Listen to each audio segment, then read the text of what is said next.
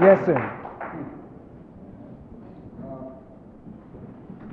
want to thank you. I think you did shed a lot of light on that question. Thank you, sir. The next question dealing with the devil. Yes. He was just explained as a lot of us when we read him. In the chapter describing the devil, we get to the point where Yahoo makes the white man. And find that he made with himself, that was exactly 60,000. I didn't know if there had any significance to that number. It seems rather coincidental that his creation stopped exactly at 60,000. And I would say, I don't know if that's significant or not. My question here, though, is that in reading about Lot, we looked into the book of Genesis there, and we talked about the creation of man. And in that book, it mentions, the scripture reads that God said, let us make man. And we talked about who was the us. And if I remember correctly, the us was supposed to represent the original man. And that Yahoo, his making of the white man, how is the two related in the scripture in Genesis? What is the relationship between the two? And we also had mentioned that the symbolism in that chapter, the serpent, the tree in the midst of the garden, and Adam, and that Adam was a name used where they called these people their name, and they called their name Adam. Adam represented the names of a people. Yes, sir. Now, we get back now. What was confusing me was I thought that Adam represents the making of a man. Yahoo made the white man. So it sounds like Yahoo made Adam. Very good. Was that Yahoo who was talking? Oh, come on, brother. Let's get into this thing. Oh, Brother Lamont. Go ahead. Go ahead. Yahoo is what was sort of confusing to me is who is this talking in Genesis 1:26? All right, let's go after it. Let's go after it. Look like this is going to be our class tonight, clearing up the questions. But we're going to get the program in position. It's going to be all right. You're just working me a little hard. Now, as the Honorable Elijah Muhammad has said, if you look, brothers and sisters, in the Genesis of the Bible, it starts off dealing with a creator. And this creator, in words, is just saying, be, and it is. And he's bringing into existence light and separating the firmament and the waters and so forth. I mean, very powerful. When it gets to the 26th chapter, it gets a little weak there. And he says, let us make man. I need a little help here. Now, the Honorable Elijah Muhammad said that is not the God, creator of the heavens and the earth, talking in Genesis 1:26. That is one of the family of the gods and his idea to make a man. Now notice, and God said, we went over this once before, but we're going to do it again. And God said, let us make man. Now, man is a step down from God, isn't it? Yes, sir. According to the book. All right, so he makes man, and this man is the image.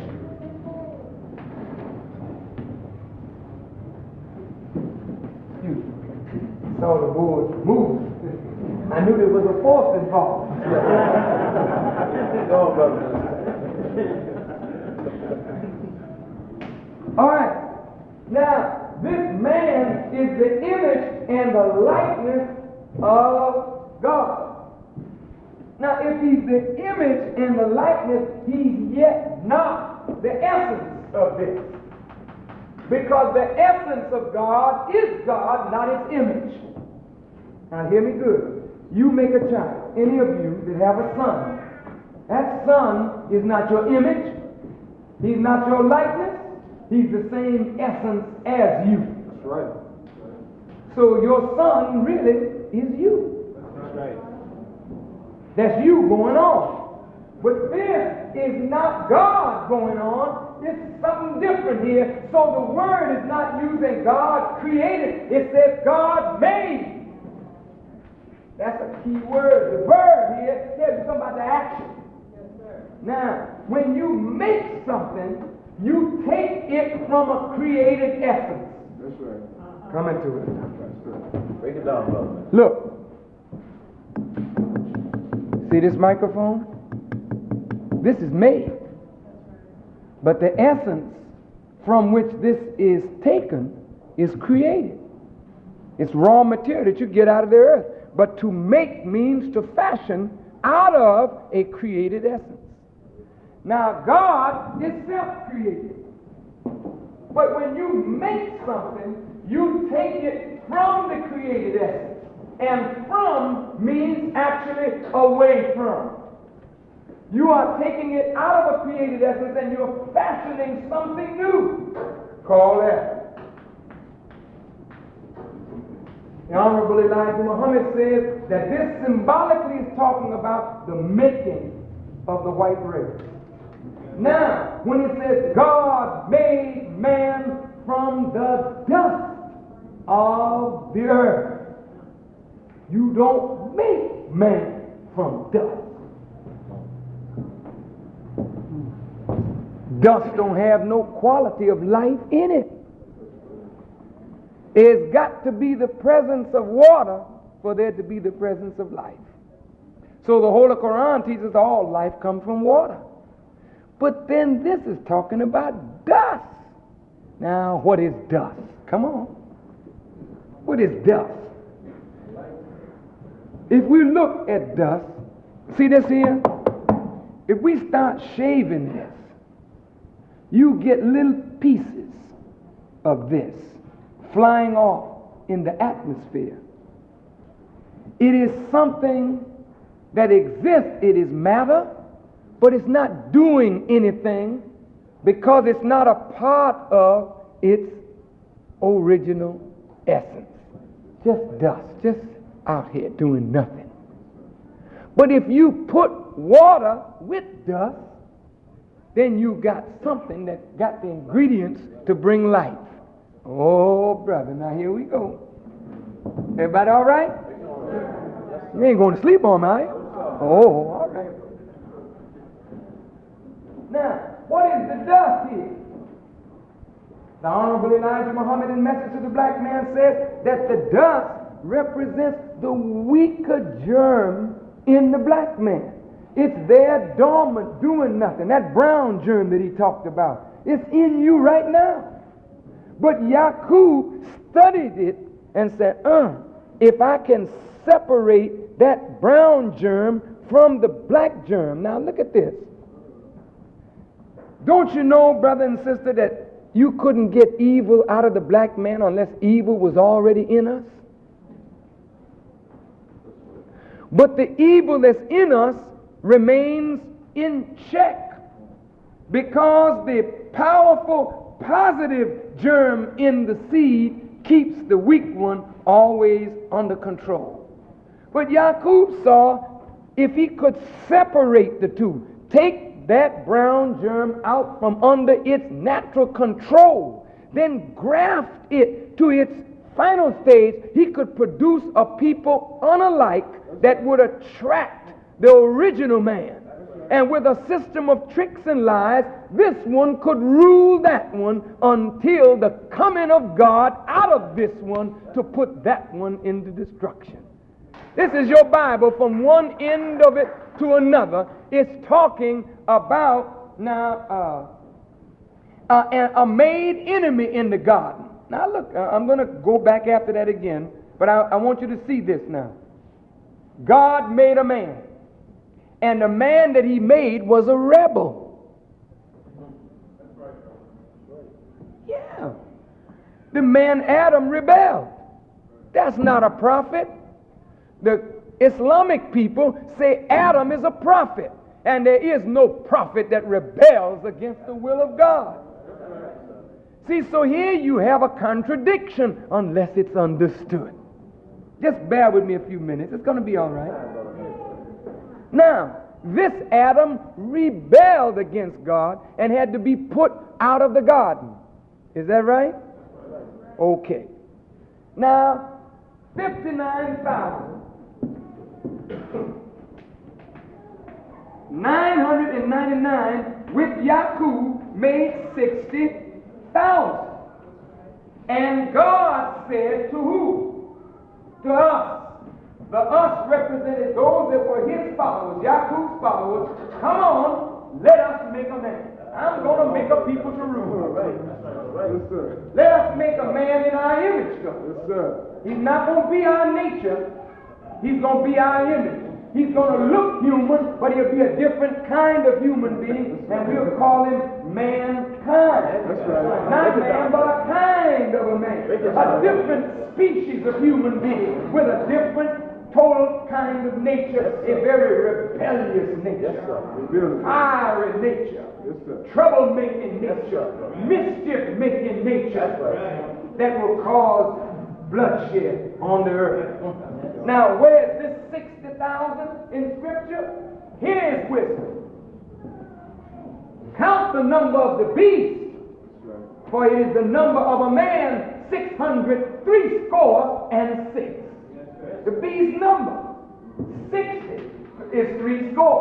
It took 60,000 people to start in the making of the white man. That's right. It took 600 years to graft him out. Yes, sir. And he was given 6,000 years to rule. And the number 6 became the number that Moses gave him to constantly remind him, look, boy, the 7th day is the Sabbath. You got 6 days to do your work. Raise hell all you want for 6 days, but the 7th, that is the Lord's day, you keep it holy. And so from the time of Moses, white people have been reminded to keep the Sabbath. So this is what you do coming up under a Christian world. You raise hell for 6 days. Tell the truth. You got so bad now you raise hell every day. They ain't got no day for God. But when we were coming up, this was years ago, when I was a little boy, that was a long time ago. Man, we didn't even bathe during the week. You wash up, but your bath was Saturday night. Mama put a big old pan in the floor, put the hot water in the pan. Come Johnny, come Josie, come Lucy, come Sally, take your bath.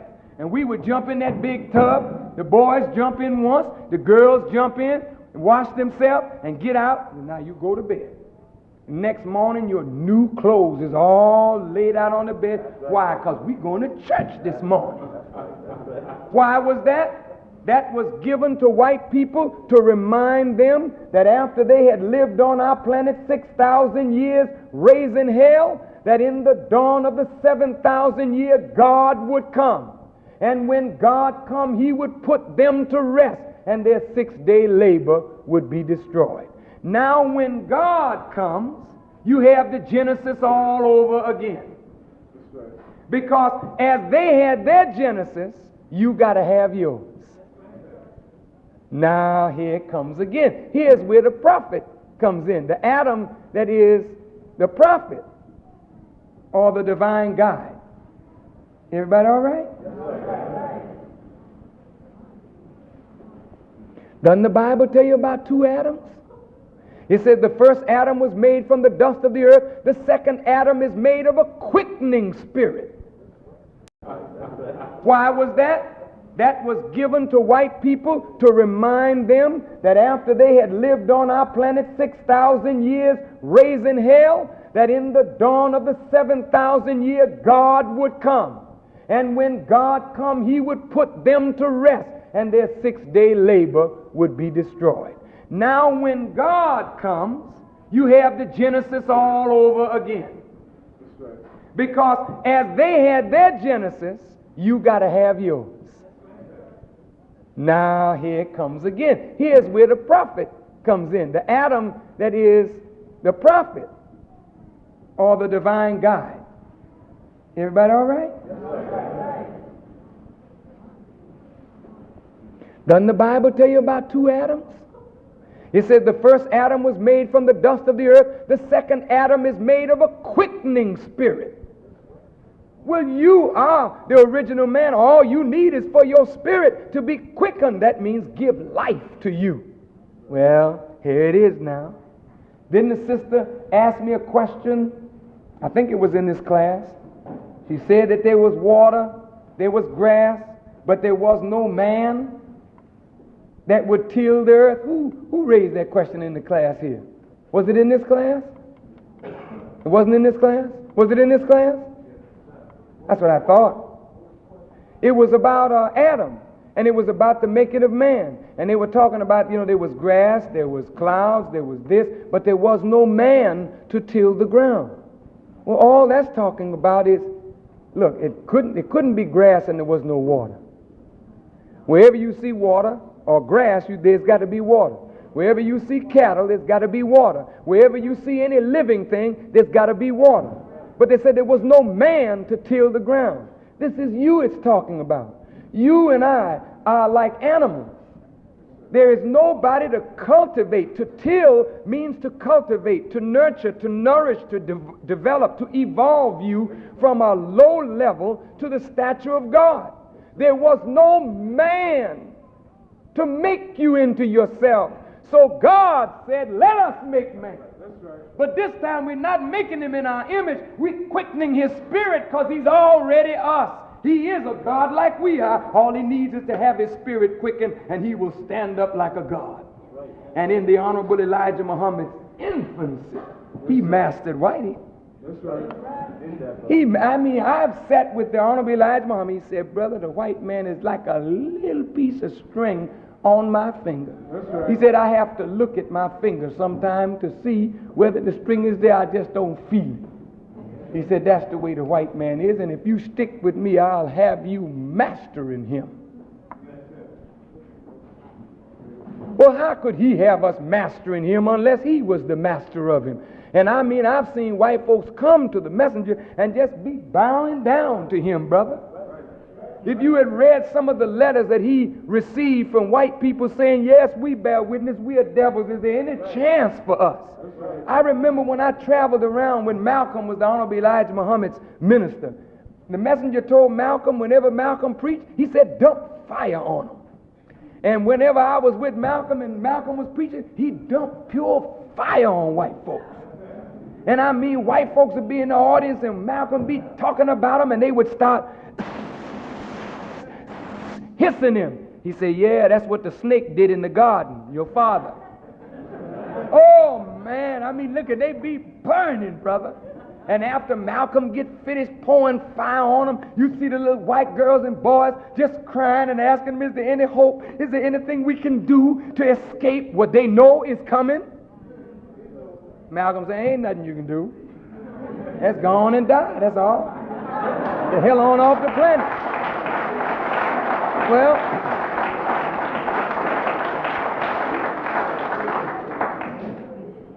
so brother, your studying has caused you to line it up good. Now, it's even deeper than that, but time just don't permit us tonight to just tap around on some of the roots. But brothers and sisters, honest, that book, Message to the Black Man, once you've read it, don't think you know it. If you go back over it again, it'll reveal more to you. You go back over it another time, it'll reveal more to you. Now, I'm talking out of that book. I've been a follower of Honorable Elijah Muhammad for 25 years, and I'm a baby. I'm still a baby in the knowledge, as God is my judge. And I don't consider myself wise. I'm still a student of the wisdom. And I say this to you very humbly, brother and sister. If you will study this little black man from Georgia, study what God has revealed to him for your salvation, you will become a mighty woman and a mighty man. And all we're asking you to do is study, investigate, and go out and try the knowledge out. When you think you got a handle on it, try it out. And brother, you just take a few little sayings out of this book and drop it in a crowd. That'll be like dropping off an atom bomb in there, brother. People say, what you say? What you say? Eyes get big, brother. Look like they looking at flying saucers. This knowledge will stop them in their tracks. We'll take 3 questions, brothers and sisters, if there is any, or are any. Are there any questions? 3? Are there any questions? Dr. Karenga, you have a question? I'm glad to see you, beloved brother. Ask one of our brilliant theoreticians. Right there, brothers and sisters. And I say that because Brother Farrakhan admires him. And I hope that in the future that we will learn to respect those that are among us that work for us while they are among us. I see Dr. Karenga's work all over America. All over America. Everywhere I go in the nationalist community, I see his work. And I have to respect and honor that work and honor the man that produced that work. This development, we're not going to be about cutting each other's throat. That day is all over. We're going to be about helping each other to get where all of us want to go. I see two questions, brother and brother. I saw brother's hand first, all right? Yes, brother.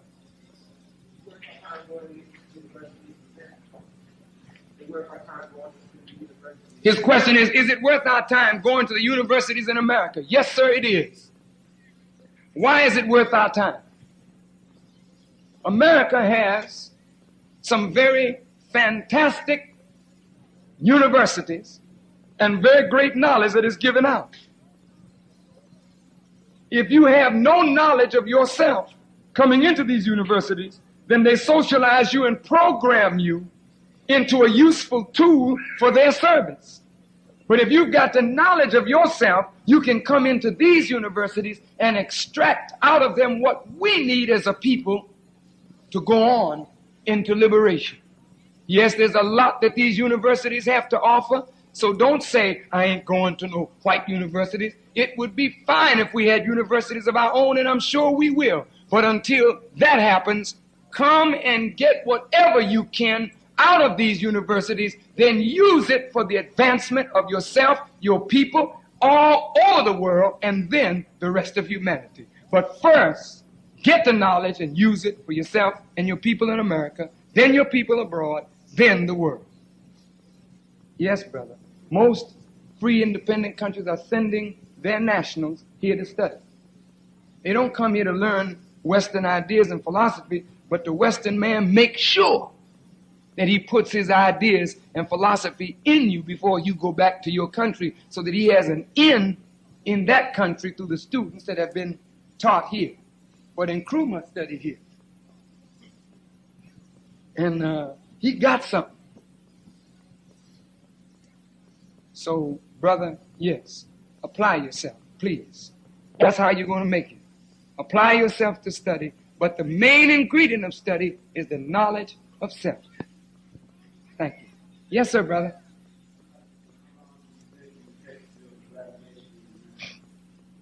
Oh, brother.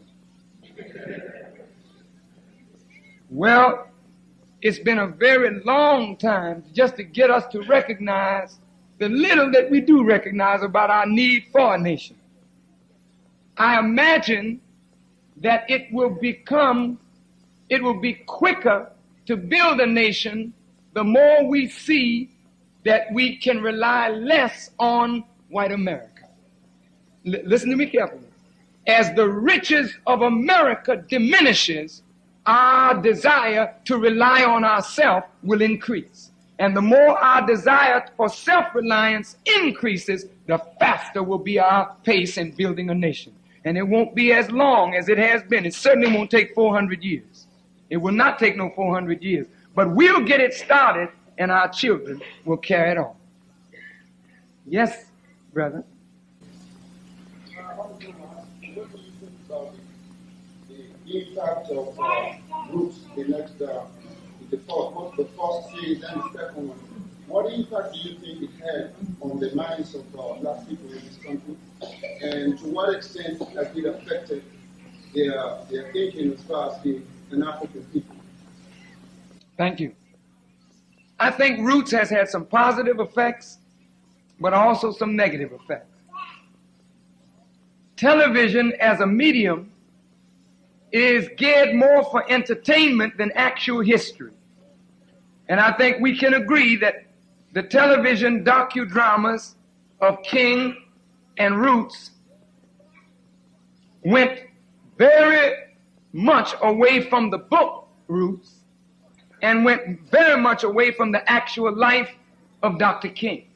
They have to make real life entertainment. So in this, there's always an entertainment value, and then there's always the subtle seeds of the script writers and those producers who have another motive other than what Alex Haley had in mind. Now, Alex Haley was not in complete control of how Roots came out, and he will admit this. When Alex Haley wrote for Reader's Digest, he interviewed Mr. Muhammad and he interviewed Malcolm. Malcolm was the first one that told Alex Haley that some of our forebears who came to the United States or were brought to the United States were Muslims. When Alex did his research, he sent word to me. I got a letter from him saying that what Malcolm had told him he had found to be true. But the way Roots depicted the village, it was a false picture. But I saw my children watch Roots, and I saw the pain in their face as they saw what black people went under, and Roots was very light in what it portrayed. And I mean, my youngster, 5 years old, 6 years old, he looked at that thing and the tears rolled down his cheek. He said, "Daddy, were we treated like that?" I said, "Oh, son, much worse than that." I mean, it impacted in that way, all right? But then if you watch Roots 1, later on it got to the scene where the boy was angry and the white girl was talking to him, then the seed dropped. Very fertile seed. Well, if you're against white people, you're against me. And she laid it on the little boy, and he smiled, and they embraced. Those kind of things sink deep into our people. It had positive and negative effects. Roots 2, brother, by that time you could see the degeneration of things. Because not only did Roots 2 have less impact than Roots 1 in a positive sense, but coming right up to the Malcolm scene, the way they portrayed Malcolm and the way they laid on that scene of Malcolm's assassination and the way they portrayed Muslims, they had another thought in mind. I'm looking at it from that kind of personal viewpoint. And then to have Alex Haley do a commercial for the United States Army. That show you, brother. Things are pretty rough.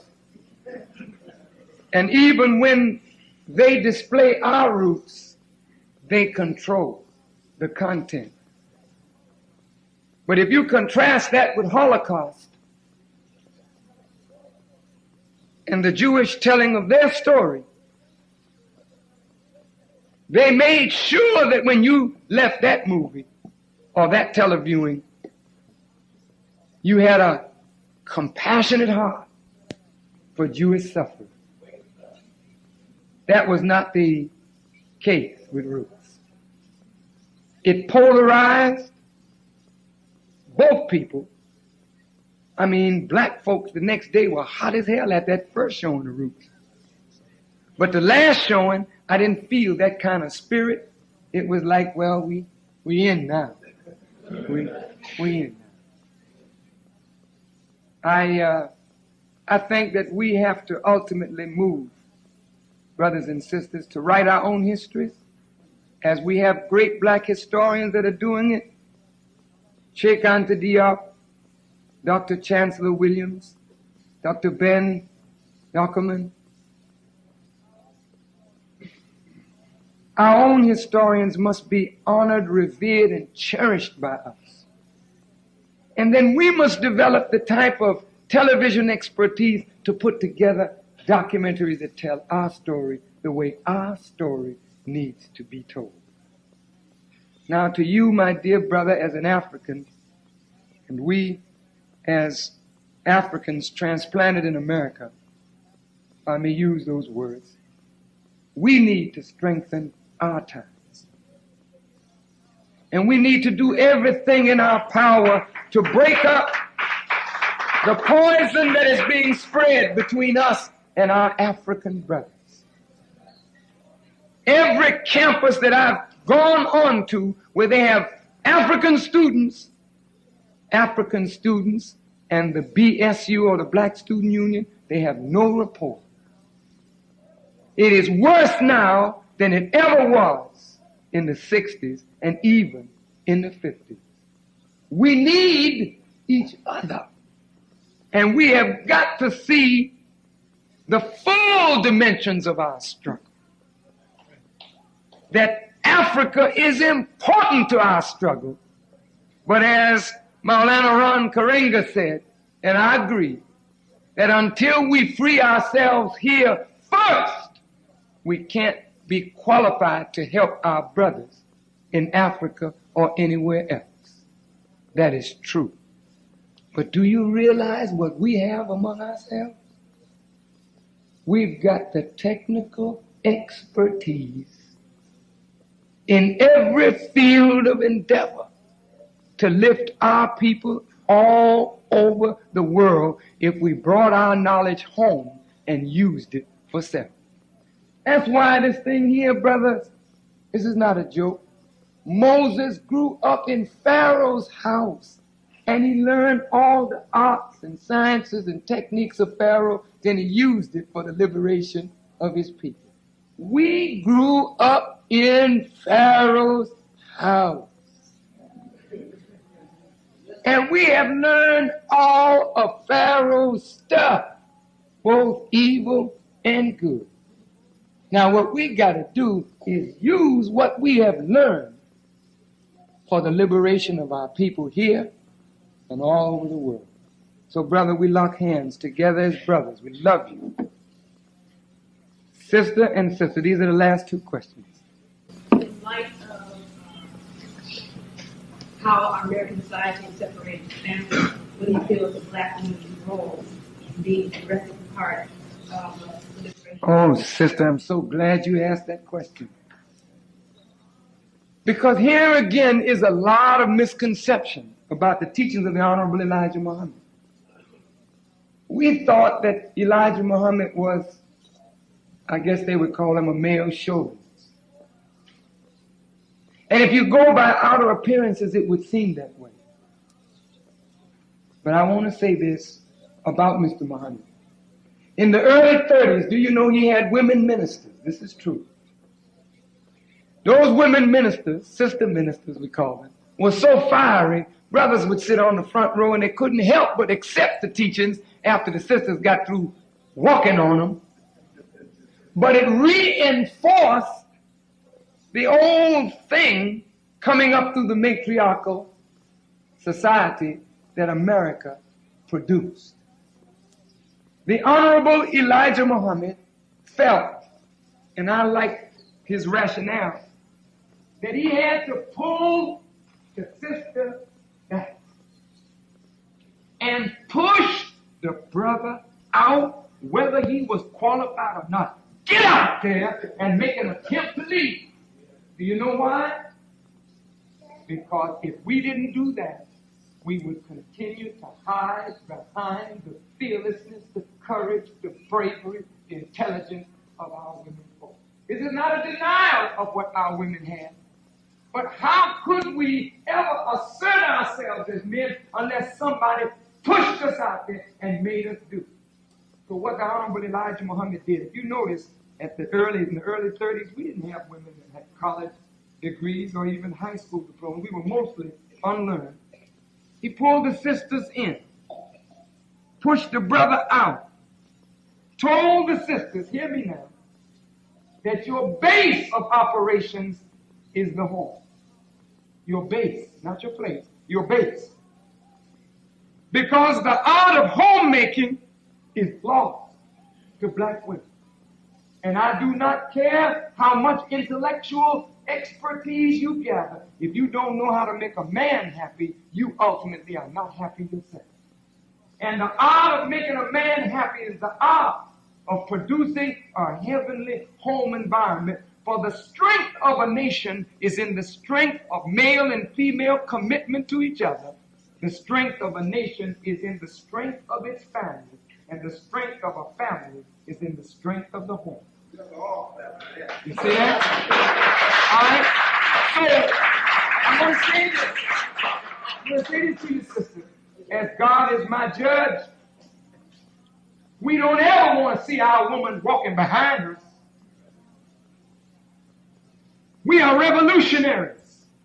In a very unique sort of way, our women had to step back in order for us to grow in leadership. You know why? Because a woman cannot respect a man who refuses to take his place.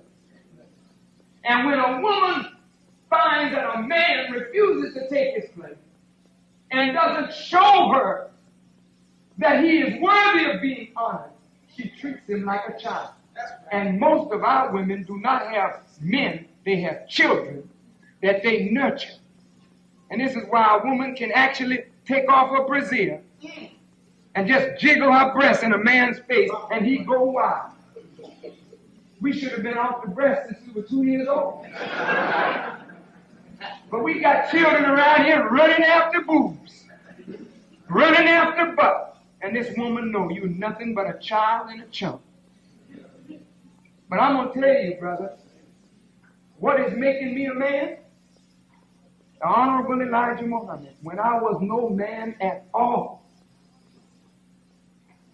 taught my wife to respect me, not for what I was, but for what I had the potential of being. Now hear me.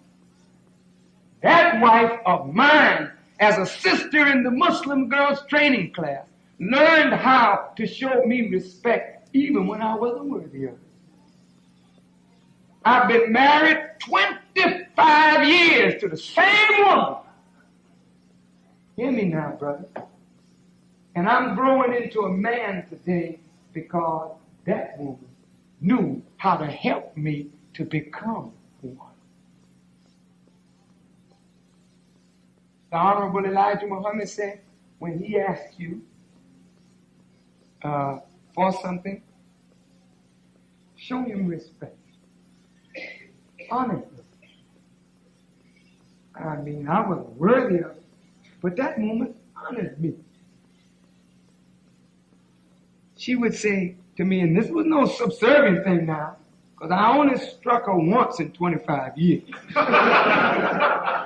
When I struck her that once, she struck me back immediately, and that was the end of them striking days.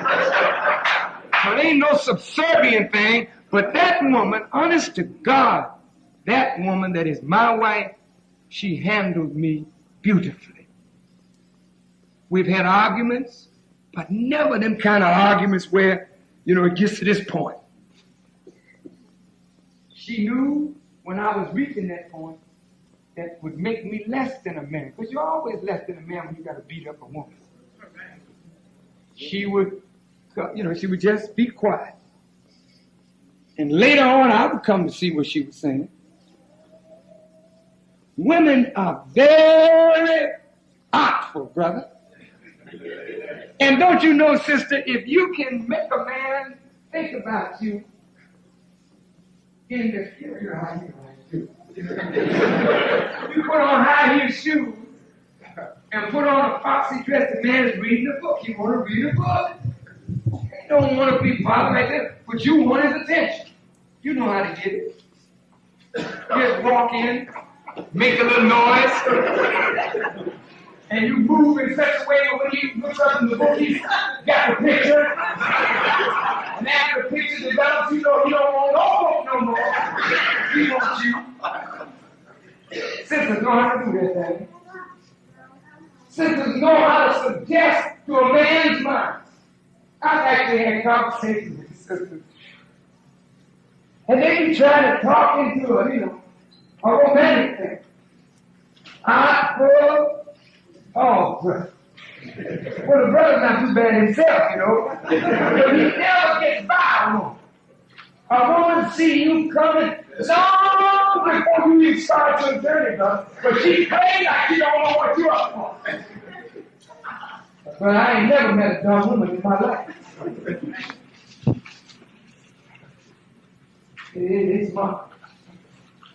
Well, sister, if you can do that artfully to suggest into a man's mind those kind of things, don't you know if you learn how to suggest other things to his mind, you can build him up that way.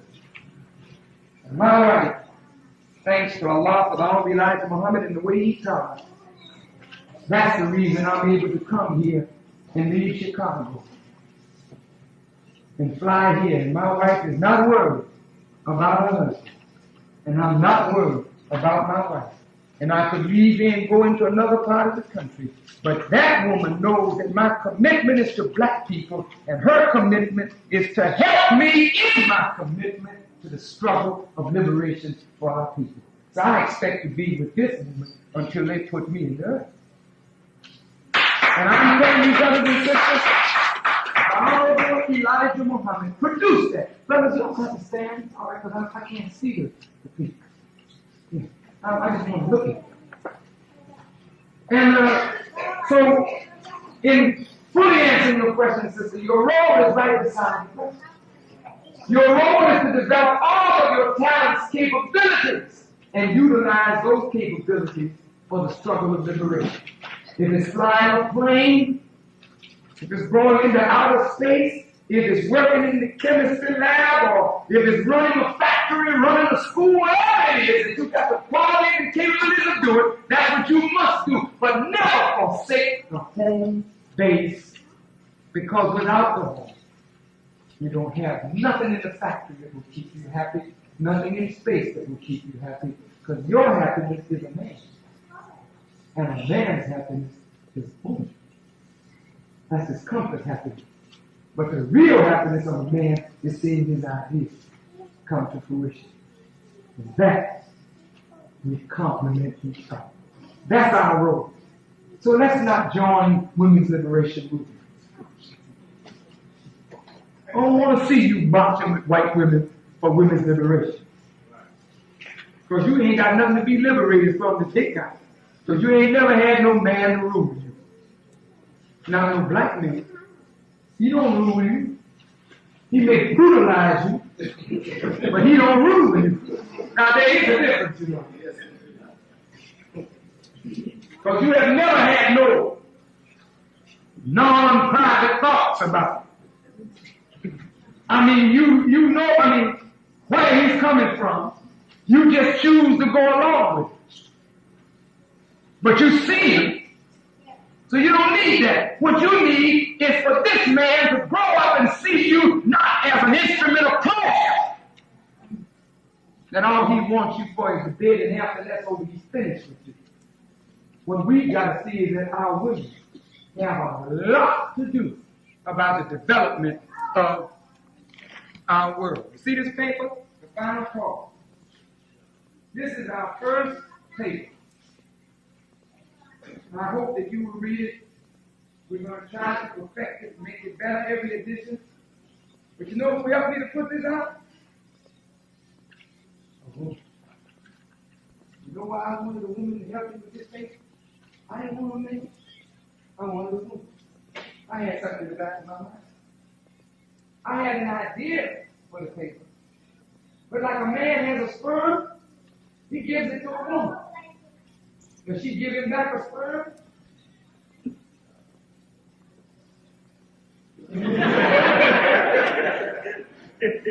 She evolves, develops that sperm, and gives him back a child. Don't you know there's an aesthetic quality in a woman that represents the beauty of the divine creator? Men seem like they're satisfied in a bungalow. You get a room or a house, whatever it is, turn it over to her and say, go ahead, baby, beautify it. She'll take a common thing and she'll beautify it, amplify it, and when you see it, you won't hardly recognize it. She'll take the germ of what you got and she'll bring you back something that's life. She can take your ideas, and when she gets finished with your idea, she'll have life and beauty in that idea. That's why when you leave a woman out of things, you leave one of the most important ingredients in forming the thing out of it. That's why all male-dominated society is sick, because it don't reflect the creative property. See this paper? When you touch it, feels good. I knew what I was doing now. I mean, I hate hard things. You know what I mean? I mean, what would I look like snuggled up with a man? Big old hard dude. I don't know how in the hell you brothers can do that thing. Anyway, you explain that in court later. I wanted a paper that was soft and had some feel to it that. And when you feel it, you know that somebody cares. When you look how well laid out that thing is. That sister did that. I wanted the substance of it we could give her, but I wanted her to put the aesthetic quality to it and beautify the substance. And that's what she did. I think she did a beautiful job, and I love her for it. And I'm saying that that's what I had in my mind. And I'm telling you, brother, the misuse of the woman will be the destruction of our nation. The proper use of the woman is the proper use of yourself and the furthering of your nation. When you put her down, you put yourself down. When you pick her up, you pick yourself up, because she is and represents the future of you. So when you mistreat a woman, you ain't just mistreating her. You hate the future. That's your future. So brother, be careful how you put your hand in your future's face. Because you see that sister? When she's carrying that life for you, brother, she can do something to that life while she's carrying it to turn it against you right from here. Now, you don't think so. But brother, scientists are beginning to prove that a sister, if she smokes, that smoke will affect the lifespan of her child. If she drinks, her alcohol will kill the lifespan of that child and interfere with that child's brain and motor function, because you're bathing the child in alcohol as you're drunk, carrying a new life. Well, if you can do that physically, you can also do that mentally by the things you think while you're carrying and forming new life. And the way she thinks, brother, is largely the way we treat her. I mean, we got a lot to learn about life and how to handle life properly. Okay? I'm going to ask Sister Ava if she would read the questions, and I will attempt to give answers. Please explain your beliefs about Mr. Yaqub and the making of the white race. Of course, that is such a big subject to answer in a second or in a minute. And I would do the subject an injustice to try to explain something as deep and profound as that in so short a period of time. But let me whet your appetite just a bit.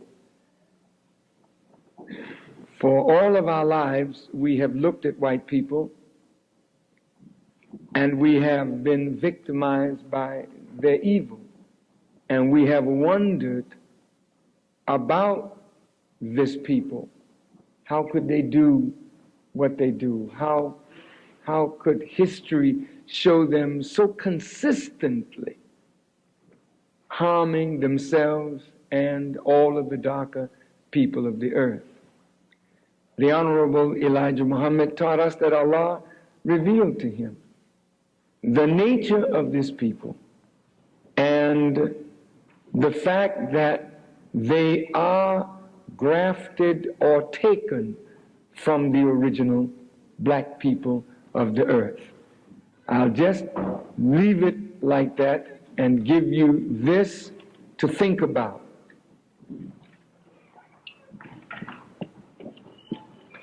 A white geneticist by the name of Mendel discovered in his studies that light eyes are recessive and dark eyes are dominant. Light skin is recessive, dark skin is dominant. Recessive means weak, dominant means strong. Mendel said that he could get the recessive from the dominant, but he couldn't get the dominant from the recessive. So what Mendel was saying was that the black man is the father of all human beings. The anthropologist Dr. Leakey, looking for the origin of human beings, found what he felt was the origin of the human species, and he didn't find it in Europe, he didn't find it in Asia, he didn't find it in North and South America, he found it in Africa. Africa is the cradle of civilization. Africa is the birthplace of the human family of the earth. Now, to get these different races, what was the wisdom employed or applied to bring color out of the original man? We don't call the original man colored, because colored is the past participle of the verb to color, which means to change from its original state. You are not colored. You are original. Black is not a color. Black is the essence from which color comes. So Yaqub was that scientist who discovered the law by which color could be brought out of black and given form and expression. All of this is the wisdom of God, that he uses human beings, great human beings, to manifest his will. And so Allah says in the Quran, not that Yaqub did this. Allah said, he caused us to be in various hues and colors. He doesn't give the credit to the agent through whom this act was accomplished. He takes the credit, for the credit rightfully belongs to God. But this revelation of how the races came about and the nature of the human family is wisdom that you must learn. If you don't have it, you might get the book Message to the Black Man in America, and look at the chapter called The Original Man and the Making of the White Race and study it, and then the answer to your question will be much more fully explained. Thank you very much.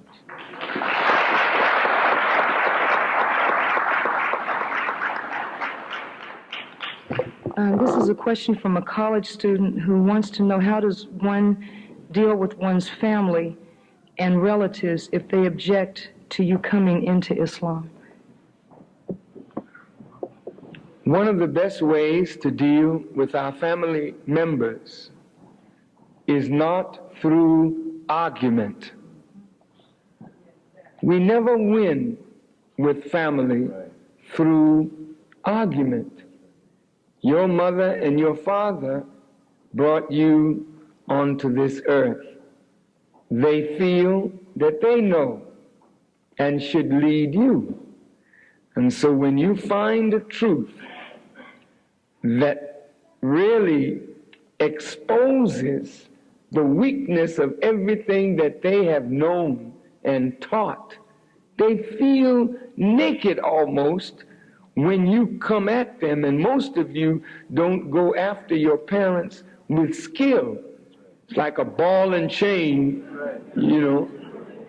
and then after you hit them with the ball and chain of what you're learning, they even stiffen in their resistance and say that you're a nut, you're crazy, and if you don't stay away from those atheists, Muslims, you can't come in this house, and I hate you, and oh man, they carry on.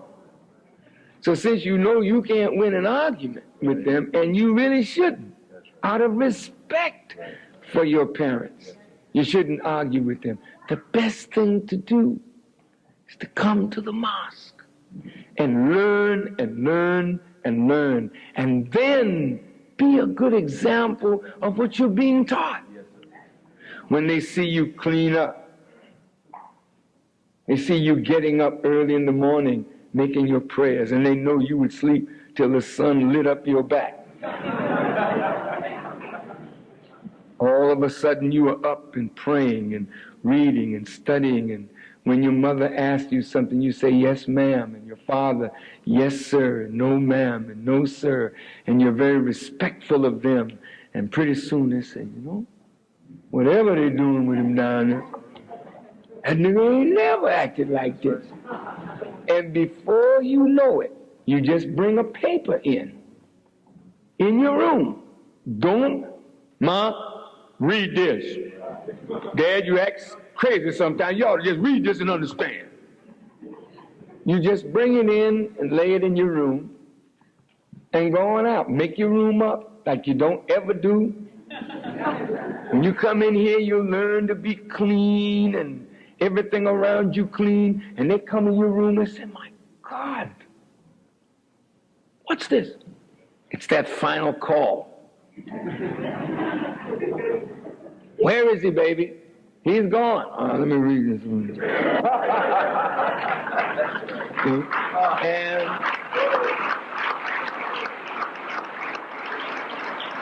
before you know it, they will be attracted to the truth in the paper. And they'll tell you, oh, hell, I knew that a long time ago. That's right. That's right. I've been trying to tell you that ever since you were a little boy. Right. You got to handle your parents and your brothers and sisters with great care. You don't want to lose your family. You always want to gain your family. You want to strengthen your family. So you've got to be wise. And I know what it is, brother. When you hear this teaching, you go on, you're on fire, like I was. Threw all the pork out of the refrigerator. Went to taking down the white Jesus off the wall, telling my mother Jesus wasn't white. And, oh, man, I was. But, she became a Muslim after a while. So you handle yourself with wisdom, and your parents will be just what you would like them to be.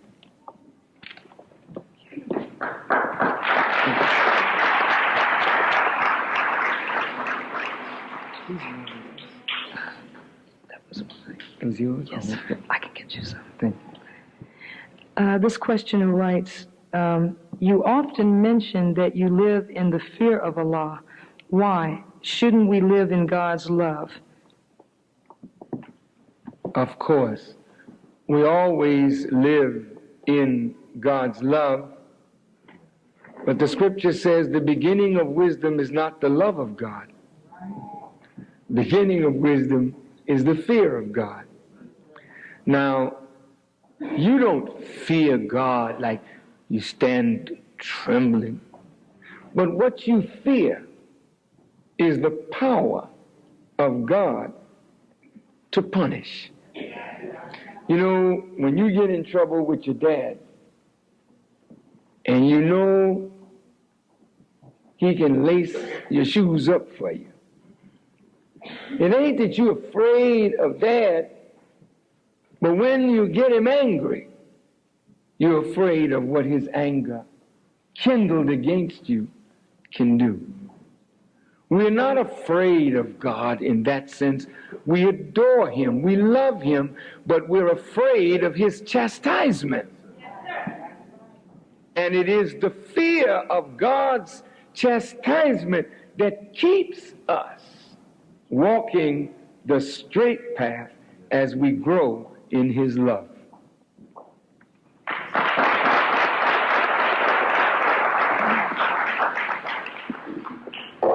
If the brain houses the mind, which is Allah, and something happens to the brain because of injury or disease, how does this affect the part of the mind which is Allah?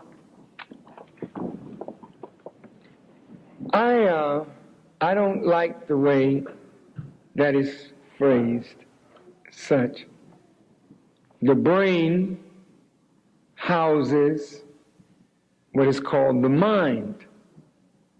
The mind represents the sum total of your knowledge and experience.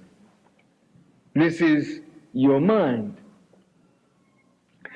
If there is damage to the brain,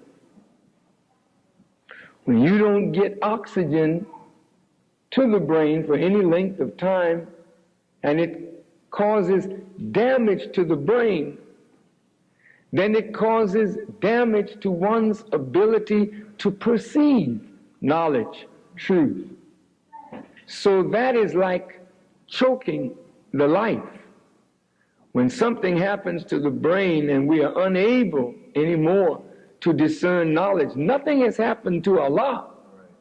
Something has happened to your brain. Allah was here before your brain. He'll be here after your brain. And it is he who wants to fill your brain and create his mind in you. But if you lose his mind in you, he's not lost. You lost his mind in you. Do you follow what I'm saying? So that's why we must protect the brain. And that's why God put it in this hard substance that we call bone. And that's why the enemy is always there with a stick to beat your brain. Because once they knock this out, you're gone. So protect your head.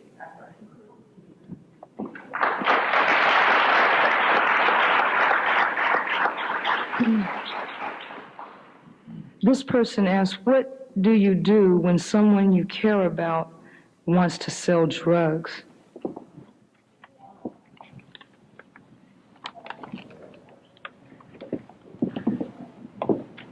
Well, you pray for them, and then you go to them and tell them in the clearest, straightforward language what this activity will produce.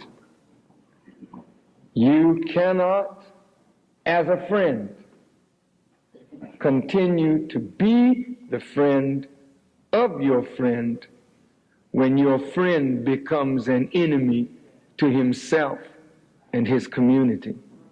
You have to tell your friend with love, I love you, brother, and I love our people. And I'm sorry that this is the road that you're traveling. But I warn you, brother, that this is a dangerous road for you, for your life. And I refuse to take part in this with you or to be your friend if this is what you choose to do. Now, a man will think about that. He may not change, but you have to divorce yourself from such a friend. If you don't, that kind of friend will pull you down with him. There's an old saying, birds of a feather flock together. See, the righteous can't keep company with the wicked, even though we ourselves were once wicked and trying to get ourselves straightened out. Now just suppose, here you come. You become a Muslim. You work hard, you clean yourself up. You went and you saved your money and you got a brand new Chevrolet. And your dope selling friend, you see him. My man, how you doing? Give me a lift. He gets in your car. He got several bags of stuff in his pocket. Police come, pull the car over. He said, oh man. In your car. Right, right.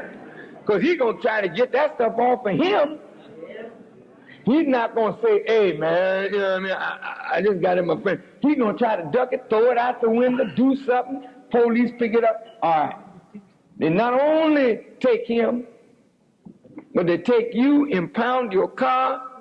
Your car's gone. All because you had a friend. That you loved your friend more than you were strong enough to make that severance when you know your friend is involved in that. That's it, man. What's up, brother? How you doing? How are you? Can you drop me off? I'm sorry, man. I got a run to make. And keep running.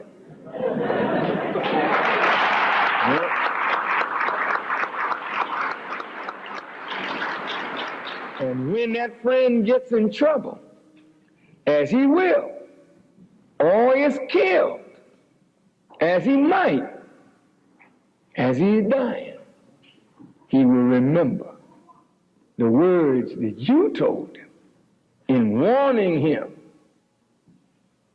His blood is off of your hands.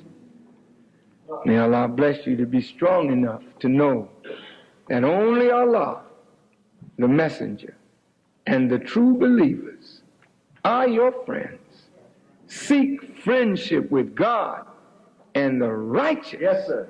And keep friendly company with your people that you grew up with. But when they choose that lifestyle, you have to go another way. Yes, sir. Thank you.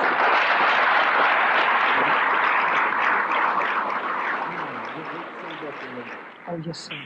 Okay.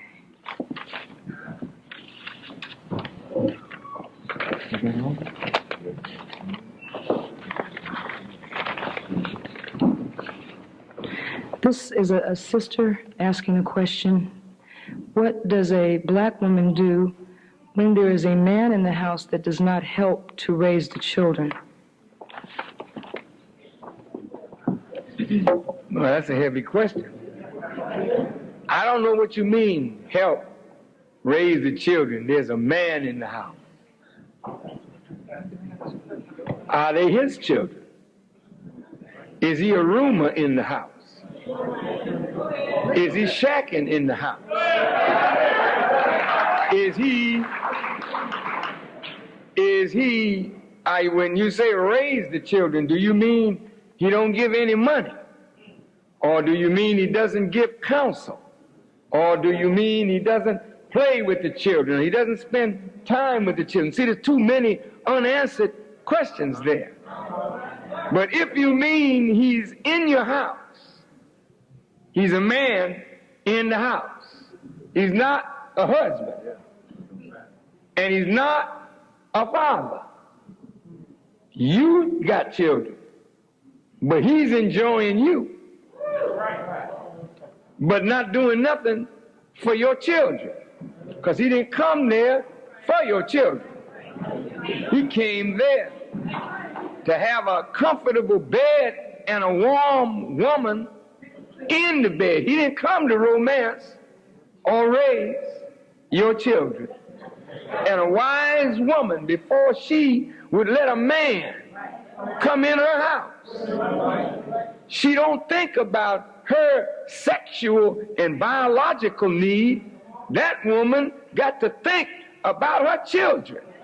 And what this man that she's letting in her house, what does he think about her children? And if he don't love your children, he don't love you. Don't waste your time.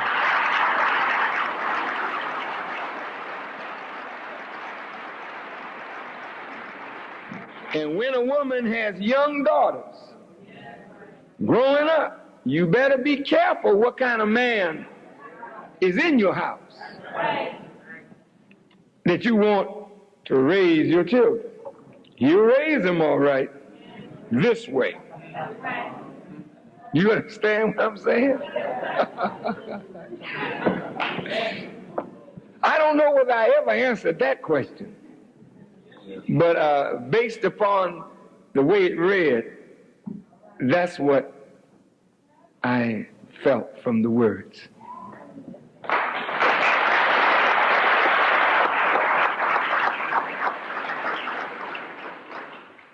This person says, if Jesus was a Jew, as printed in the Bible, and we as Muslims are taught that he was an original man, does this mean we are Jews, or does this mean that the Jews have lied about Jesus being Jewish?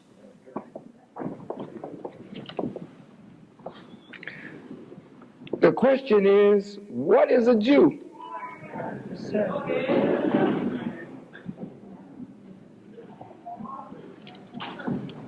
Is Jew a race? Is Jew a nationality? Or is Jew a religion? If to be a Jew is racial identity, he was not a Jew. For his mother was not a Jewess. His mother was an Egyptian woman, and she was not an Egyptian Jew. Huh? She was an original woman, a black woman, according to what we read. Now, Paul says in the scripture, the Jew is not the Jew outwardly, but the Jew inwardly by the circumcision of the heart. John the Revelator says, those who say they are Jews and are not, I will make them of the synagogue of Satan. That's right. I really don't know what he was, but what the Honorable Elijah Muhammad taught us, of all the prophets, they all were Muslim in that they submitted their will to do the will of God. If Jesus were the Jew that they say he was, why did they reject him? If he were their own and they were looking for him, why did they reject him? They rejected him because he came to them with that which their hearts did not desire.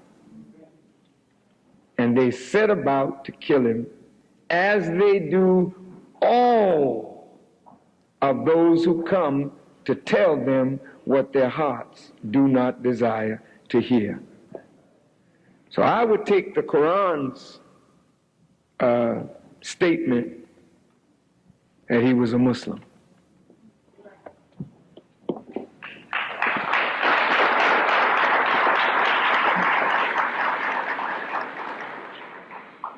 Do you believe in the same things that the Orthodox Muslims believe in?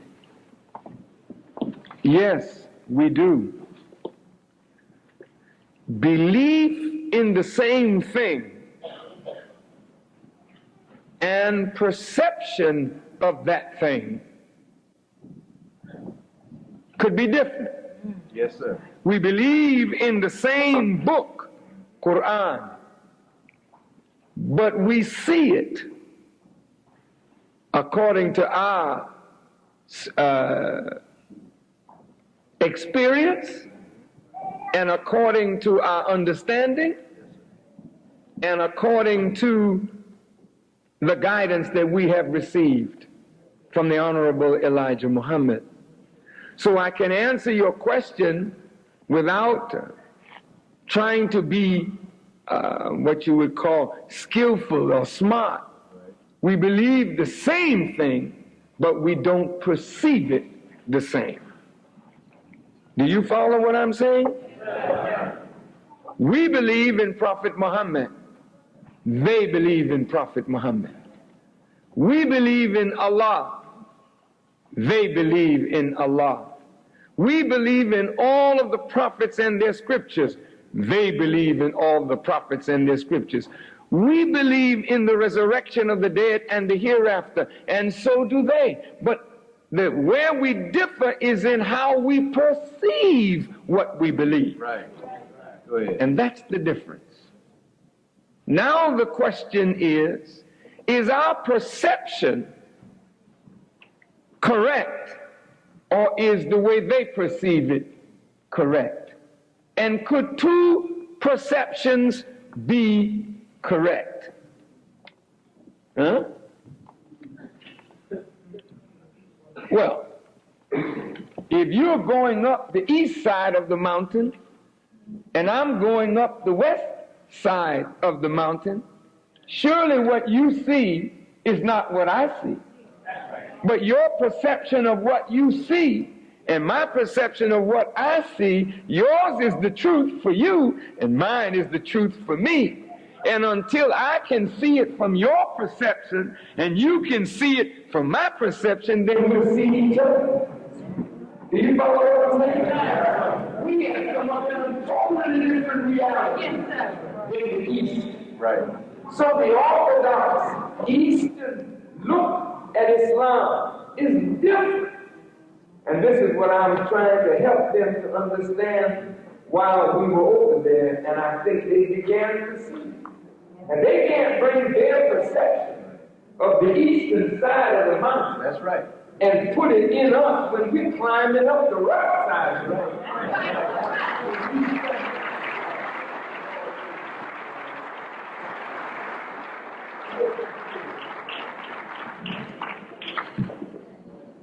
Are there any good white people?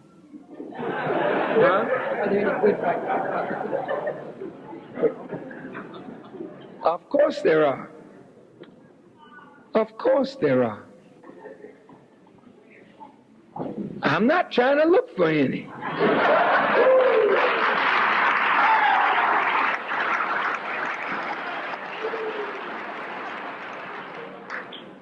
But look, brothers and sisters, reality is something that you have to face.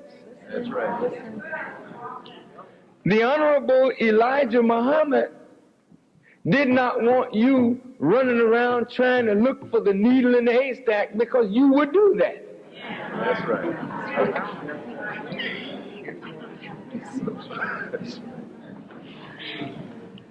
So to close you off from wasting time with other people and putting the time where it belongs on yourself. He said there's none good. No, not one.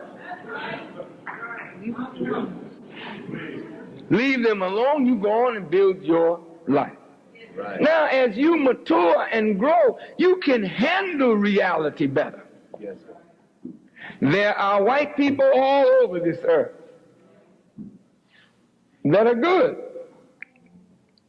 that are attempting to follow God, that are attempting to submit their will to God. You can't use the language of evil on somebody that has accepted faith. You can't do that.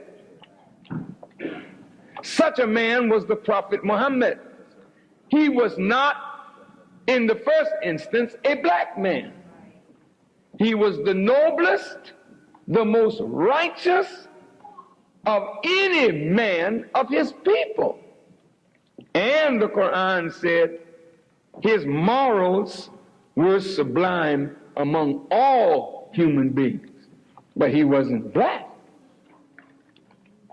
So when you come more into line with reality, if you go into Azerbaijan tonight, those are white Muslims. If you go into Tajikistan and other parts of Russia, you got 50 million white Muslims there.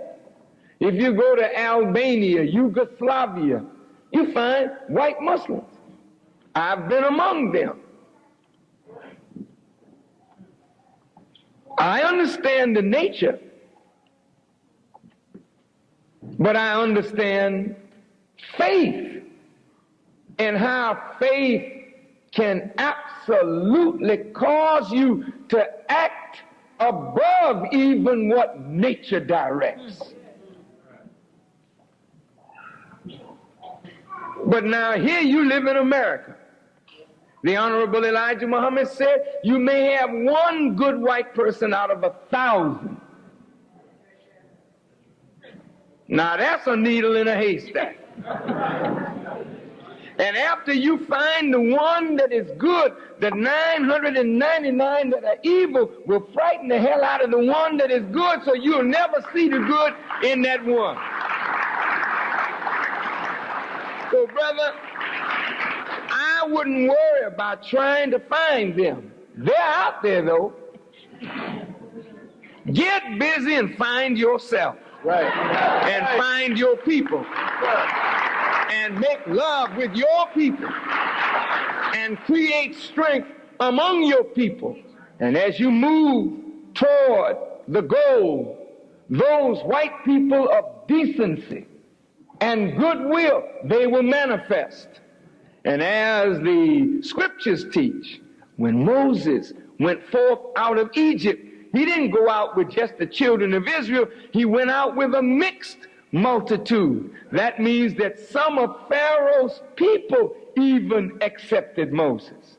And I must tell you that there are some white people today who accept my leadership. That's right. That's right. That's just a fact. I don't know why. I don't ask them. If they hang in there, maybe God has a reward for them. Yes, sir. But I'm not busy looking for Caucasian converts. I'm too busy looking after you.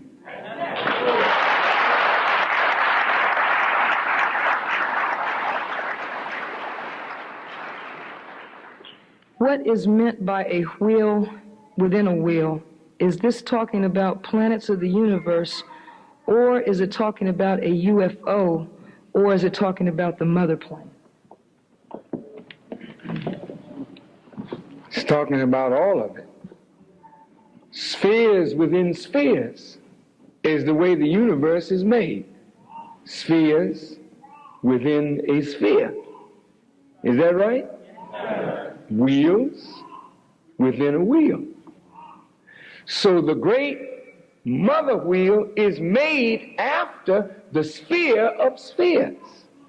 It has little planes, or they call them UFOs, inside of this mother plane, and they're wheels within a wheel, even as the earth is a sphere within a sphere.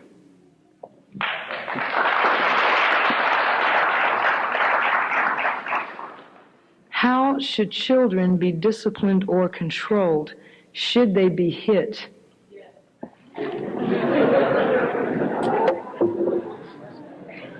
Somebody answered the question. Now, I wouldn't just say children should be hit, because we have become a very violence-prone people. I want to give some balance to yes. Because I don't want to say yes and sit down. Because then somebody out here will go home and kill their children. Say, the minister said I should hit you, so I'm going to break your so-and-so neck. Wait a minute. You see, hitting is a method of correcting a child or disciplining the child to a course or a way or an action that the parent desires the child to take or make. Do you follow me? Yes, sir. Now, there are many different methods of getting a child to do what you desire it to do. Hitting is not always the best thing, but it is a method when other methods fail. The problem with us is we don't know any other method. So we are hitting all the time, and our hitting is more our frustration than what the child has done. Now, what I want you to do when you hit your child the next time, are you hitting the child for what the child did, or are you hitting the child because you're upset, out of sorts? The man didn't come home last night. You didn't have no money. The baby's crying too much. Shut up. You heard me. I said, shut up. And then you just beat the hell out the child. Some parents, the child steals something and then lies, and the parent, in their self-righteous madness, want to burn the child's hand. See, we got all kinds of extremes in our mental state. Should the children be subjected to the mental and physical cruelty of maladjusted parents in the name of discipline? See, I got to take the child's side so that you don't go off on the deep end. Yes, I hit my children. I beat the hell out of them. I ain't telling no lie.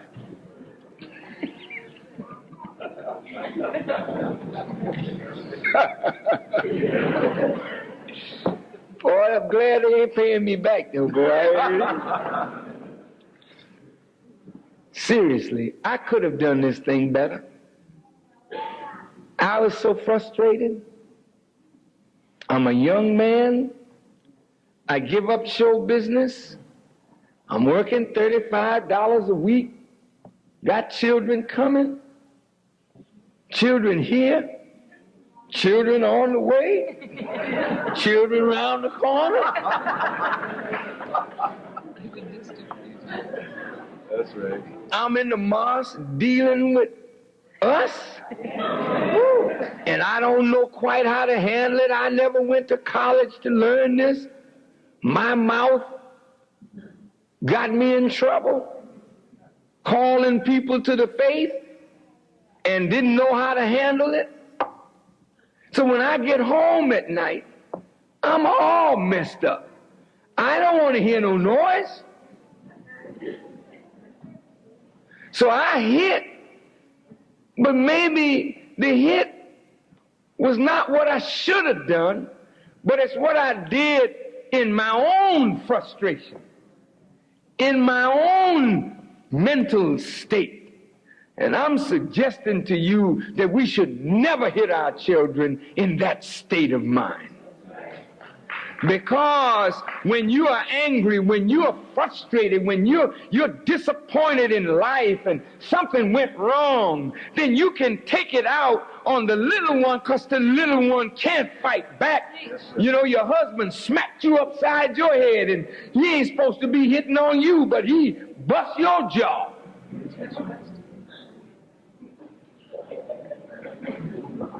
Johnny better not get out of line that day. And most of us have come up in abusive homes with abusive parents, not because they're no good, but they're so frustrated. And it's worse now than it ever has been, because the price of things is so much and the paycheck's so short, we can't make ends meet, and we're just totally upset, and most of us are just a hairpin away from insanity. So when you ask me, should you hit your children, I have to qualify that yes. If that is the only thing that they will hear, by all means. If they can't hear, let them feel. But try other methods first. But the behind is always there for you to take stock of, to get messages to the mind. But make sure that when you hit your child, it is commensurate with what they did and not out of your frustration. Right. You just beat and beat and beat. The boy just did this, and you just kept beating and beating and beating and beating. Well, the minister said I could hit, and you don't stop. See, that's your madness, that's your frustration, and I don't want you to put that on your children and blame that on me.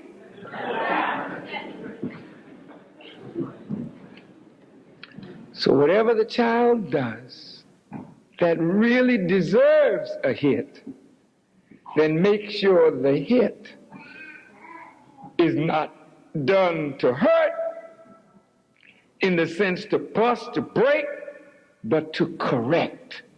And it's still done out of love. Huh?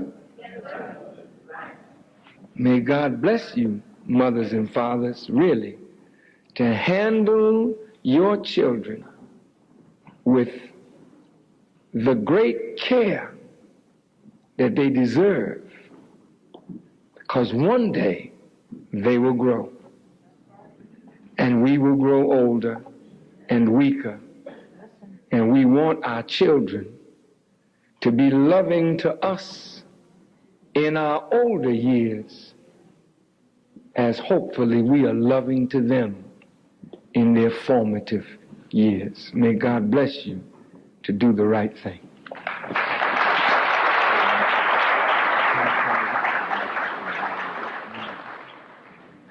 Yes.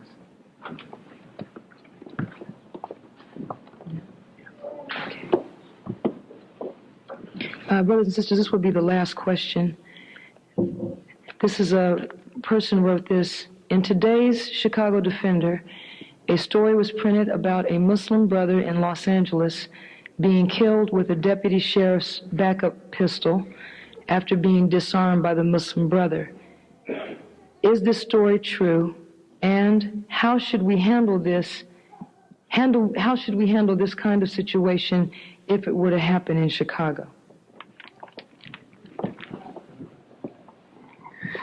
I noticed that the news of what happened in Los Angeles yesterday did not hit the news here in Chicago. they purposely kept it from Chicago. It did play in New York and in other cities. As you may know, Allah willing, I'm scheduled to be in Los Angeles on the 2nd of February at the sports arena, a place that holds about 16,000 people. And as you know, I was out there a few months ago where we inaugurated in October the Stop the Killing series. And since that time, we have been working with the gangs. In Los Angeles, there are the Crips and the Bloods, and they wear different colors, and they kill each other if you have on the wrong color. If you're wearing red in a neighborhood where it should be blue, they'll kill you. If you wear blue in a neighborhood where it should be red, they'll kill you. I went out and sat down with about 50 of the gang leaders of the Bloods, the Crips, and others. And they said what took place was a miracle that day, because I talked to them in the home of Jim Brown, the immortal football great. And after talking with them, I mean, they literally cried, some of them, because they don't want to kill each other. But circumstances are such that they are in it now. And I met 12 and 13 and 14-year-olds that had already killed another human being. But that night they held each other's hands, and we said prayer together as we dismissed. And then I assigned my son, Mustafa, Brother Khalid, Brother Malik. Khalid would work with the Bloods and Malik would work with the Crips, and another brother named Shaheed. 2 weeks ago, Brother Malik, who has a group of young men, they don't come straight into the mosque. They meet them in the street. They're gangbangers. And he teaches them in the street and begins to gradually bring them to the mosque. So Malik had a group of them, and they sell pies, they sell fish, they're not selling drugs, and they make a good amount of money. The young men, they live together in what is called an FOI house. They get up in the morning after prayer at 5 a.m., and they were on their way to the gymnasium to work out. It was about 5:30 or 5:45 in the morning. As they were on their way, their car was stopped. And the police at that time asked the brothers to get out of the car, and they got out of the car, and they asked them to lay down on the ground. And one of the brothers, I think it was Brother Malik, said to the police officer, "You may search us, you may question us, but we are not going to lay down on the ground." The officer pulled his gun. "You're going to lay down on the ground, or I'll blow your so-and-so brains out." And from what I hear, the brother said, "Well, you do what you have to do. We're not laying down on the ground." So words passed, and then a fight started. They called for backup, and there was about 20-some police and sheriff on about maybe 9 to 11 Muslims. And some of the brothers were put in the hospital, and some of the police were also put in the hospital. I think 4 police and 3 brothers. And some of the policemen had broken arms, broken legs, and whatnot. Well, that set the stage. Once that happens, and they hear that there was a fight with some Muslims, and somebody's leg got broke, an arm got broke, and they were not going to make sure, they were going to make sure that there wasn't going to be no leg breaking this time.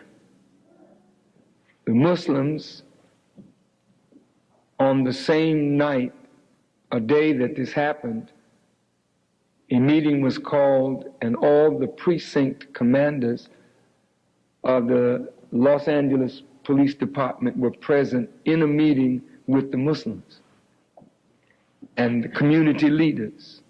And they were explaining to the police our effort to take our young brothers off of drugs, out of the colors, putting them into something that is neutral, and then gradually putting them to work and bringing them to the discipline of Islam.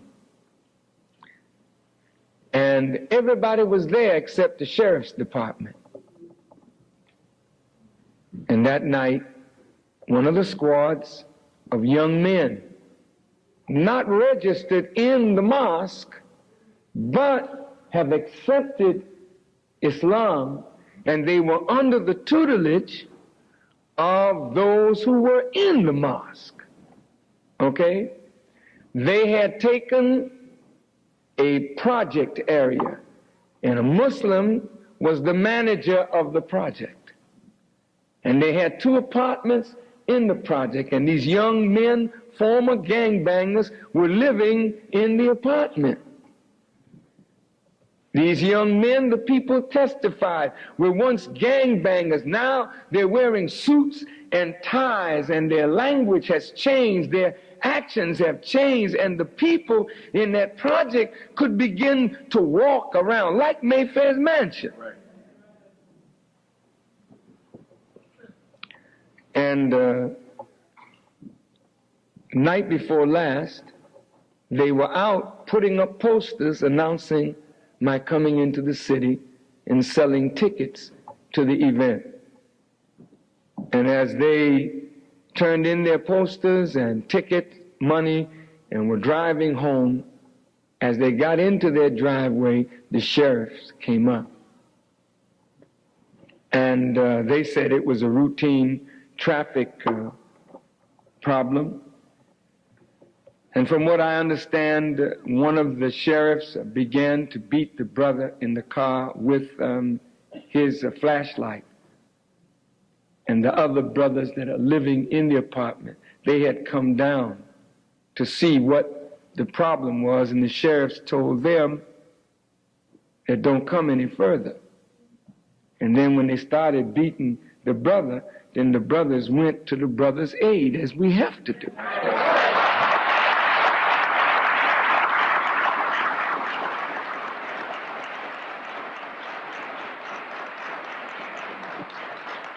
And the police pulled out his weapon. I do not know whether the truth is that they took the weapon from the sheriff. I really don't know. But they came up shooting, the sheriffs, and they called for backup, and they're all white, and they began shooting at the brothers. And they killed one of our brothers. And I heard that when he lay on the ground, they shot him some more. They shot another brother in his back. That meant his back was turned to them. He couldn't have been fighting them. Shot him in the back, in the shoulder, and in the back. And even though he was wounded, they tried to make him stand against the wall. And when he couldn't stand up, they dragged him to the ground and they beat him. And of course, there are witnesses now to all of this. And the city of Los Angeles now is on fire. I don't mean they're burning it to the ground, but I mean the heat in the black community is reaching now a fever pitch. And it's not that the Muslims are defending themselves, it's the total community now defending the Muslims. And the people are saying these are good people, because we see what they did and cleaned up our community and these young men. And everybody's down on the sheriff's department, and I mean, it's a very serious scene out there. Now, what should you do if such happens in Chicago? First, they were doing a good work, but they're on the street 12:40 a.m. The Honorable Elijah Muhammad taught us that the only people that are out on the street after midnight are those who eat the flesh of others. If you look at the police at that hour of the night and they see you out there, people are not around, they're in their homes sleeping, they take advantage of the darkness to do you harm. We shouldn't hang out in the street. We should do whatever we have to do and get off the street and in our homes in a decent hour, because after midnight you got the pimps, the hustlers, the night people, the drug people. And see, at night what comes out to work the night are the people of the night. Allah says in the Quran, He made the day to rise up again and the night for rest. That's what God said. And so if you're wise, when you leave here tonight, you go home and get off the street, because the streets are wild and crazy, and the devil's both plain clothes and uniform stalk black men when they see you alone or with a few of you, just to create the trouble to get a chance to kill a black man. That's point number one. You shouldn't be out there. If you're out there, you have to learn how to respect those in authority over you. Don't care what their race is. You got to be able to handle your enemy with wisdom. If you don't handle your enemy with wisdom, you're going to be a dead man. We know you macho, we know you're a man, but there are certain times it ain't necessary to prove it. Your wisdom has to be used to save your life until you are in a position of strength. Yes, sir. A wise man don't fight every time there's a fight. A wise man picks the ground where he fights when it is favorable to him. Listen, this is my last instruction to you, and I pray that God will bless you. The brothers out there have a uniform that they have. Combat boots, black tam, they look sharp. I told my son, don't wear the uniform, son. See, that uniform represents provocation. To you, it's just a classic uniform. You know we all want to be in uniform, brother. But when you're not wearing the U.S. Army, Navy, Marine Corps uniform, or police or National Guard uniform, if it's your uniform, then it's a threat in their minds to their uniform. And so they are waiting. They see you training. They want, what is a nigga training for? Teach on their mind. And in their mind, they say he's training to come after us. So we're going to get him before he gets strong. Their mind, minister. So they come right after you. It's a magnet. The most trained, disciplined, and vicious police force in the United States is in Los Angeles. There's something out there. I was stopped one night. Oh man, it was about 1:30 or so in the morning. I'm in Philadelphia, preached and sat around and talked Islam. I got to drive now back to Boston from Philadelphia. I leave 1:30 in the morning in my little Chevrolet by myself. Police pull up behind me, lights. Didn't you see that stop sign? There was no stop sign. I said, I'm sorry, officer. I didn't see it. What are you, blind or something? Get the hell out of that car. Get out! Yes, sir. I got out. So what do you got in the glove compartment? I said, sir, you're welcome to look. And I opened it. He looked all through the glove compartment. What do you have in the trunk? I said, sir, you're welcome to look. I just have my bags. And I opened the trunk. He said, get back on the sidewalk. Get too goddamn helpful.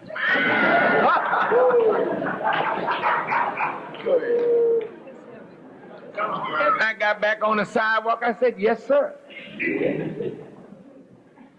See, I was so submissive and intelligent, he wanted to kill me. I'm out there alone in the night. Ain't nobody around. Everybody sleep. I'm awake, they wake. But I ain't sleep here. Well, I'm gonna write you a ticket. I said, thank you, sir. I knew I wasn't gonna pay it. Write it all day long. All right. I'm not gonna argue.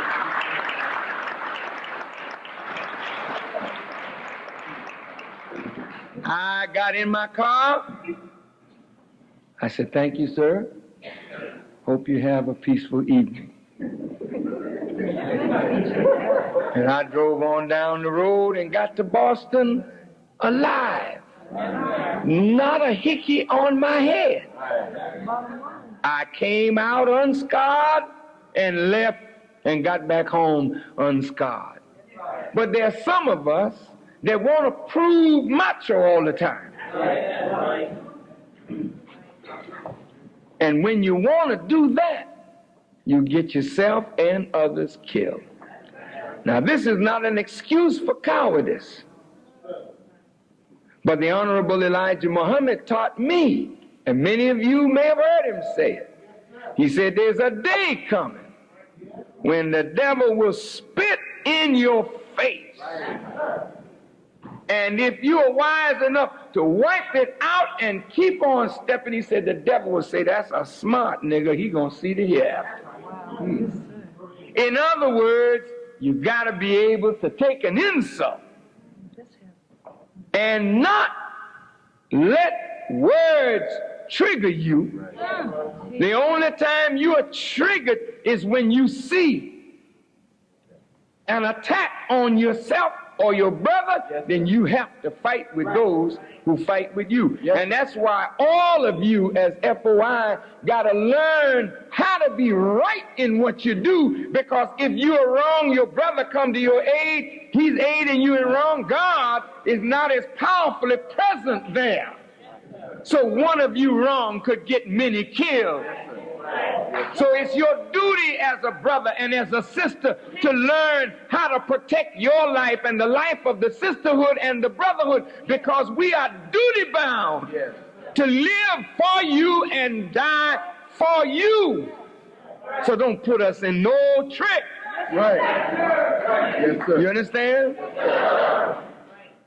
So my son is in California, the chief of staff is in California, the supreme captain is on his way there.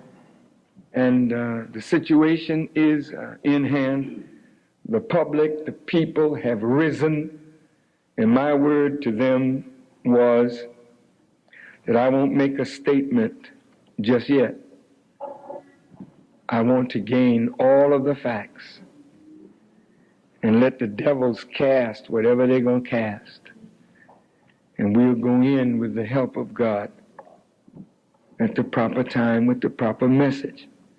But I told the brothers that the Honorable Elijah Muhammad said to me, when Malcolm stumbled and fell, I fought harder with the truth. Our brother lies dead tonight, and another wounded and 5 in jail. But our spirit is not broken. We fight harder with the truth. And so the way you do in Chicago, you build your ranks. Yes, sir. You keep on working to build Muslims. Yes, sir. Because I haven't put you out on that kind of mission yet, but your time is coming. We're tired of our people being wounded and shot and murdered in the projects in Chicago.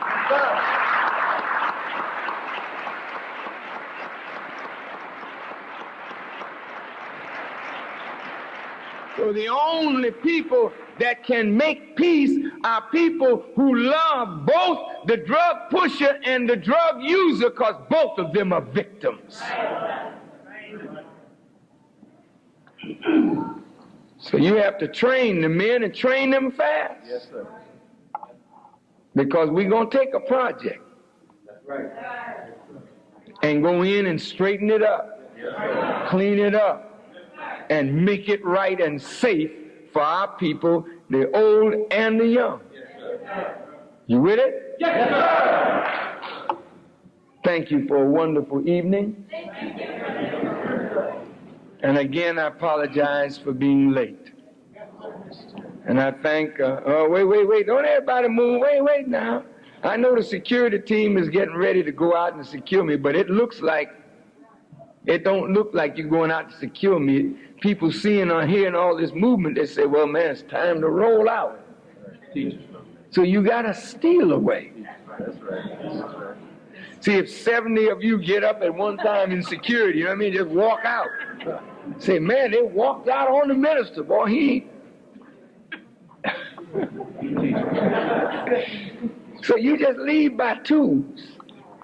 I know what it is, but the people don't know what it is. And it just looks disrespectful. You understand? So you should do it wisely. And let me say this about security, to security. I do not like a lot of hollering. Whenever I come to the door, or I'm getting ready to go, heads up, heads up, heads up. Well, if the devil's head was asleep, his head is up. He's coming. That's right. That's right. See, if you know that I'm coming, just move with me. That's right. Say nothing. Move quietly but efficiently and effective. But if you start hollering, hey, get the car, baby, hell, everybody know I'm around the corner. I like to move quietly myself. Yes, sir. And I like to be protected, of course. But I feel sometimes that you make a lot of unnecessary ruckus. And I don't mean to hurt anybody's feelings, you know. But I came into the mosque the other day. We're in the mosque. And I walked in the door, and one of the great lieutenants hollered, you know, some command. You know, and I mean, everybody at the door in the mosque is supposed to be already alert. So when you holler, it says something else. And it disrespects even the sanctity of the mosque, you see. So I want you to do it but I want you to do it better. And the car should never be out there blocking the traffic. Believe me, brother, that's like calling the police to your door. By what authority do you block this traffic? Well, the minister's coming out. Don't you know who's in here?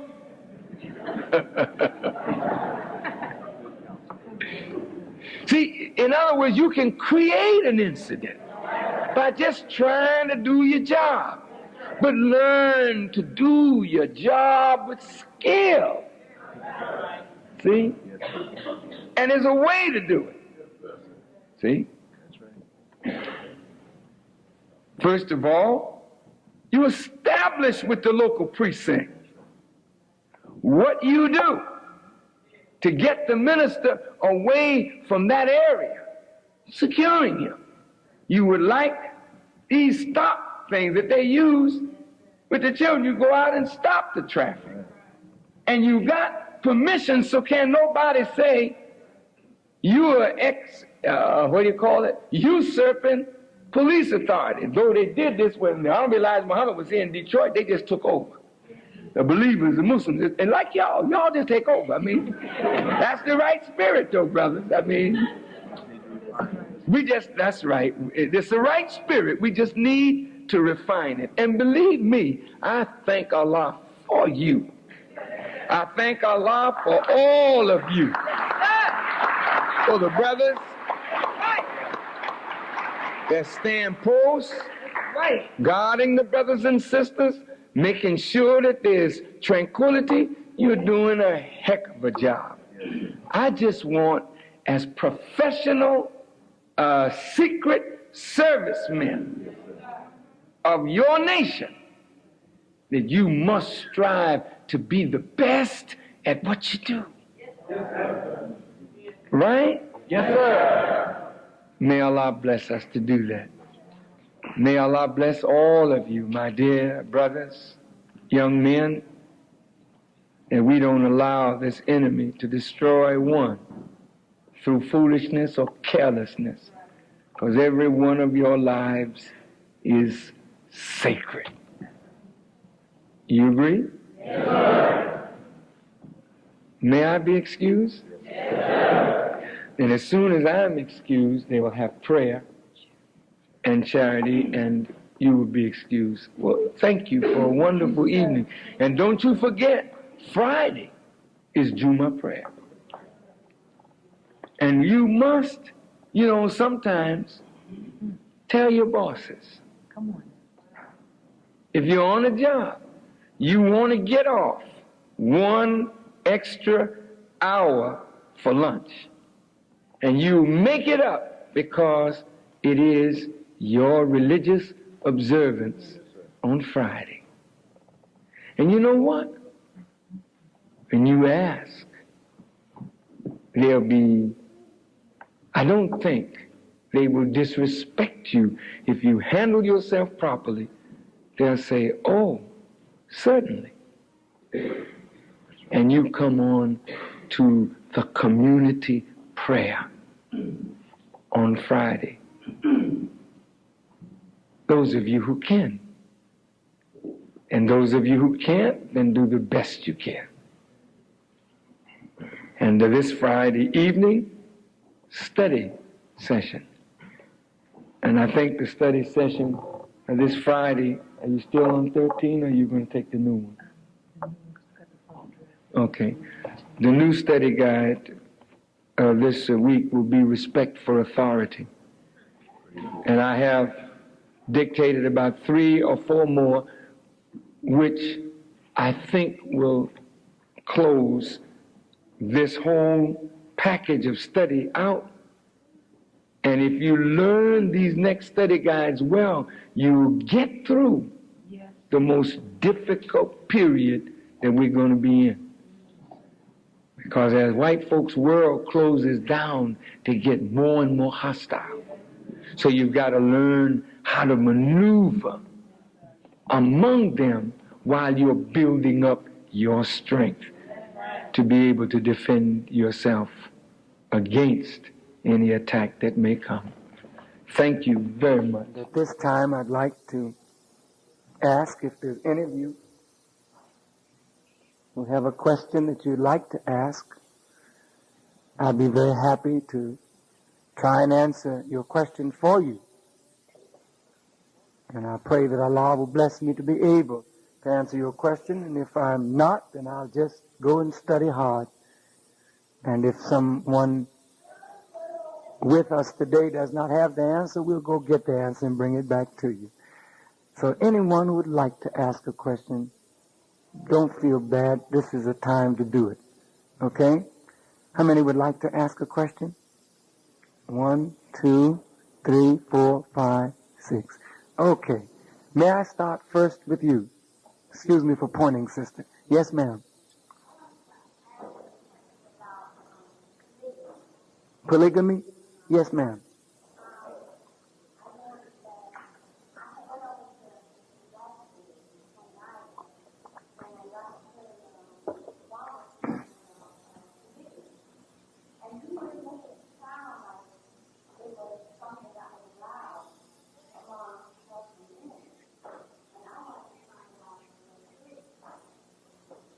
Okay. Now the book that guides us in Islam is the Holy Quran. Polygamy in Islam is practiced not as a rule, but as an exception. Now, in the Quran, the Muslim is given permission to take up to 4 wives, according to the Quran. Now that hurts the heart of any woman that hears that kind of talk. It hurts her heart. Especially if she's been reared in the Western world. All right?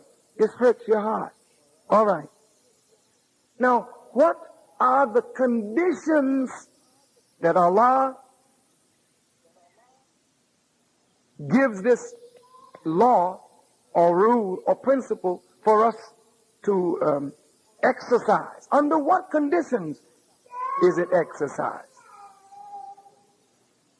First, as you know, sister, if you study Islamic history, Prophet Muhammad, peace be upon him, had to engage in defensive battles to keep the forces of evil that hated him and this Quran from stamping out Islam. So many wars were fought and many, many lives of Muslim men were lost. So ultimately, we had a society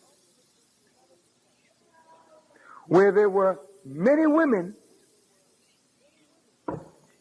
and few men. Now, what are the sociological effects when you have many women and fewer men because of war? You have a growth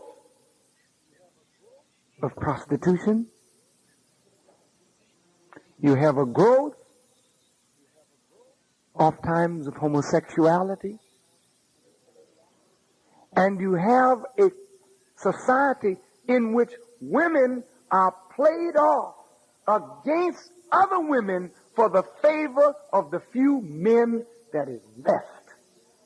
And many of you are victims of this right now. Men victimize you because you know that men are at a premium and there is an abundance of females looking for male companionship.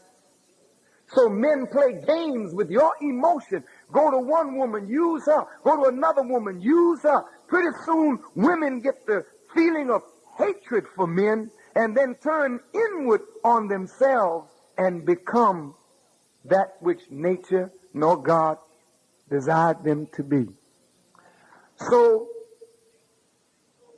even though polygamy is an evil, yet the Quran permitted that evil under a certain set of circumstances to correct the social ills. Now, this Quran also gives us the rule. It says if you have more than one wife, so you should treat them equally. And it also says, and you cannot. Since you can't be just to them, then it says one is better for you if you but knew. So the rule, sister, is one woman for one man. And that the Honorable Elijah Muhammad gave us. I have one wife, and that's the only wife that I can handle. And I'm struggling to do that. Now I'm saying this very humbly to you. I see a lot of people using Islam to shield their dirty religion behind what is written in the Holy Quran. It is wrong, brothers, to take 4 women because the Quran says it, being oblivious to all the circumstances of it, and then just take up 4 women, tell them you are my wives, just so you can have a lightweight harem of sexual deviation and orgies and whatnot. Because you sure enough ain't got no money to take care of your raggedy self, much less 4 women.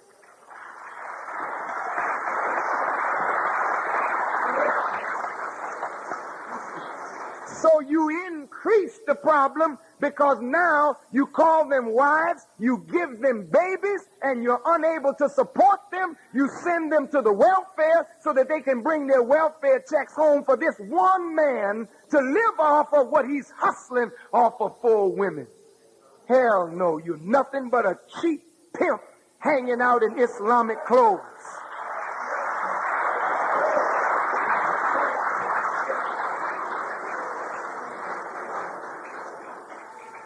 Whenever God directs that, that's when that will happen. But I don't know nothing about those directions.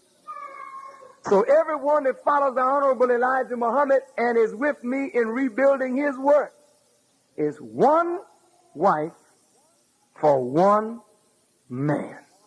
And you go home with that one wife and make peace with her and try and develop your family, but not try to look for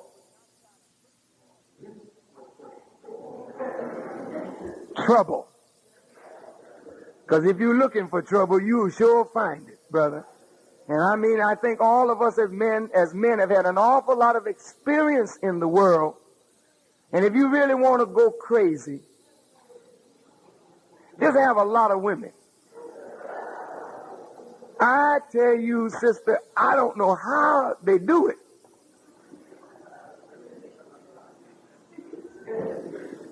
But I don't really want to find out. I think a peace of mind is best. And I thank you for asking the question. And I hope the answer satisfies you, and because it's in accord with the teachings of the Holy Quran and the teachings of the Honorable Elijah Muhammad. Okay? Thank you, sister. My brother. Brother in the first row, okay? Problem I got is that Bible, the Holy Bible, is in terms of credit. Who credits this book? I mean, this is for King James order and authorized, okay? And down in there, from reading the dates, 2 dates don't compare. One was credit before the other one. So who had authorization over credit? I mean, this is my confusion that I'm stuck in my view. I mean, I was saying that it's not. The problem I'm having is a lot of things in this book is covered up, and you have to read real deep break from the canon and guides as you go through these scriptures, okay, and search out the truth. Now, that Bible, the Holy Quran, says it's supposed to be the dominant religion, okay, in the last days. Then what good is this? Thank you, brother. Now, you know, the words of Allah should be published and printed, but they should never be altered when they're published and printed. Unfortunately, the Bible has been altered, translated out of the original tongue, and it never tells you what those original tongues are, by order of King James. So we are subjected. So the Bible, the Quran, is going to overcome the religions, all of them, the truth of this book, as it is prophesied. But here's a problem, my dear brother. We live in a Christian society. Most all of our people are Christians. They know nothing about Islam. They know nothing about the Quran. If you go to our people with Quran, here's what they'll say. You can almost hear them grunting. Well, if Jesus ain't saying it, I don't want to hear nothing that book got to say. There's Mohammed stuff. I don't need no Mohammed. My Lord is Jesus. So how are you going to get a people like that? Well, that's why the Honorable Elijah Muhammad was more successful than any other teacher, because he knew that our people were buried in the Bible.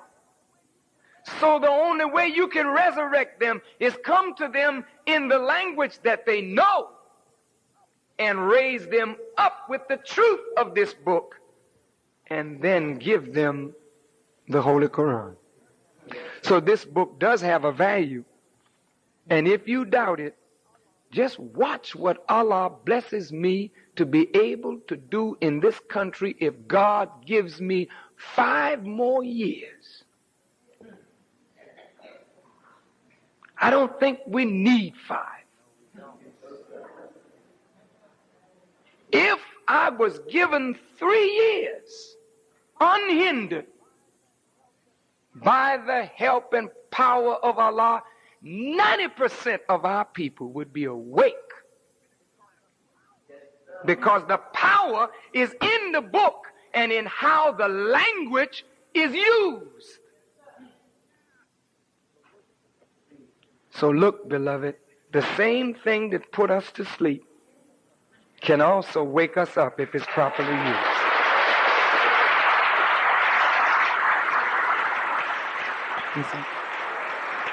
Thank you. Wa alaikum salam, sir.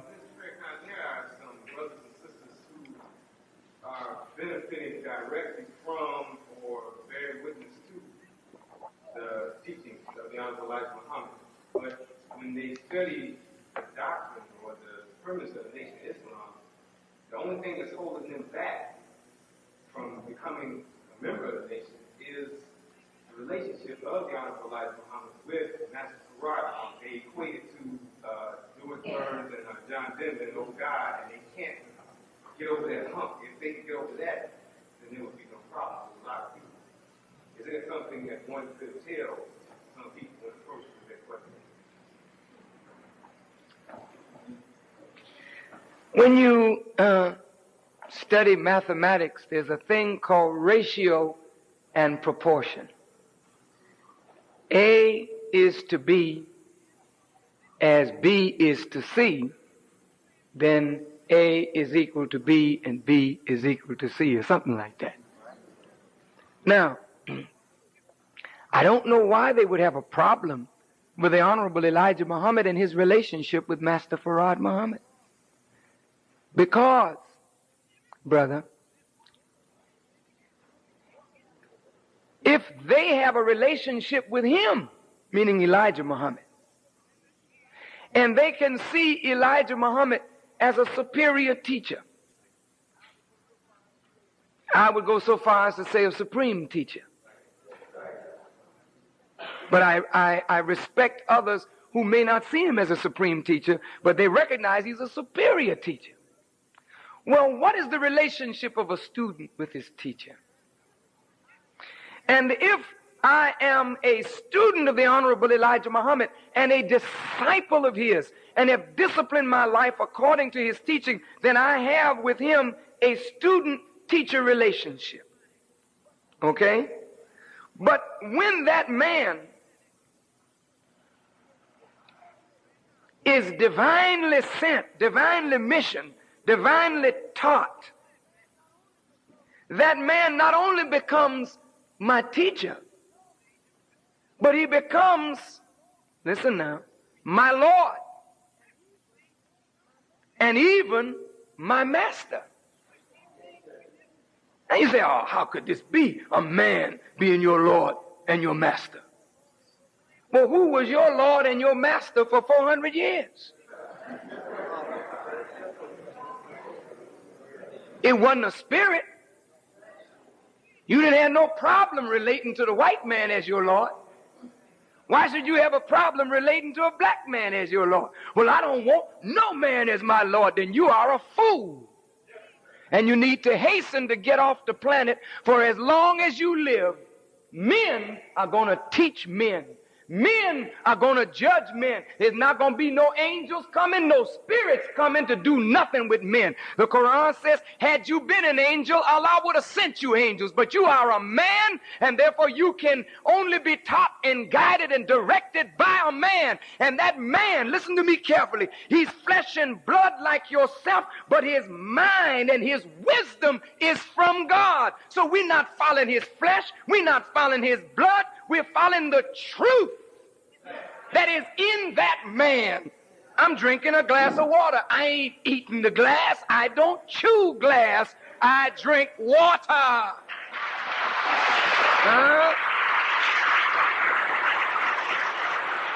Now, what is the problem? The Honorable Elijah Muhammad said, Allah came to him in the person of Master Farad Muhammad. He didn't say that Master Farad Muhammad's flesh was God. He said Allah came in his flesh, meaning the best knower, the wisdom, the power, the majesty of God was in a man, and he drunk from the majesty of God in that man. Yes, sir. What's the problem? Prophet Muhammad was a man, and God came in that man, and through that man we have today billions of Muslims on the planet. What's the problem? See, the problem is one of jealousy, envy. You really dig at it. Because all you've been taught by all your life is men or women, human beings. You've been ruled and governed not by angels or spirits, but by human beings. But when a black man has that kind of power over black people, we say, oh, hell, I can't bow to that nigger. He put on his pants just like I put on mine. I can't honor him. But yet Muhammad Ali can come in the room. And every one of you run, can I autograph Mr. Ali? Oh, this is Ali. He's a great fighter, and we appreciate that. But you mean when another man come in and his head is full of wisdom, like Ali's head is full of the ability to fight, you can't bow to him?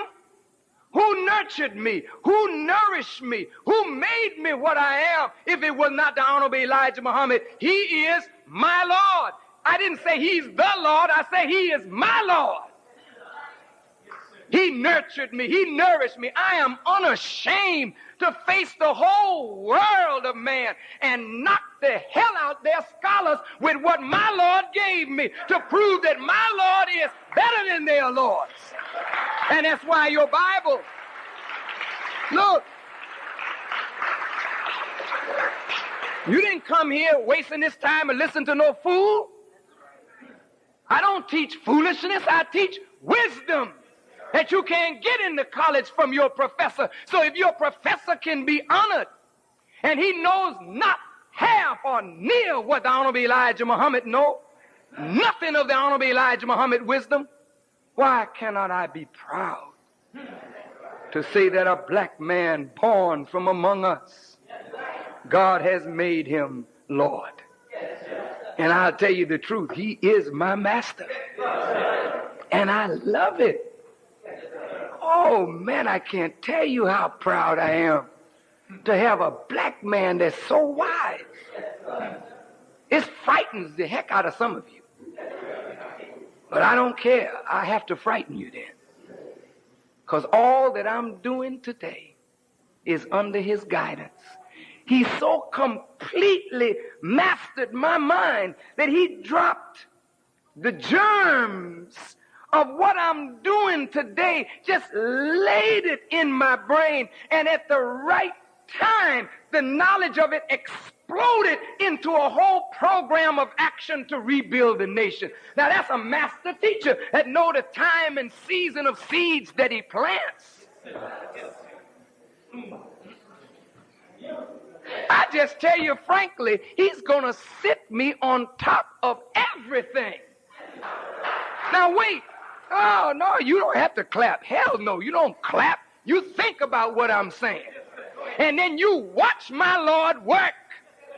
Because I'm the result of his power. And what you see me do in the next year or two will blow your mind, man. I'm not independent. I am backed by God. And backed by a powerful messenger of God. Watch it and see. My Lord is Lord of lords. My Lord is King of kings. And my Lord is God over gods, yet he's a man, born of a woman, fulfilling exactly, excuse me, I don't mean to wreck the house.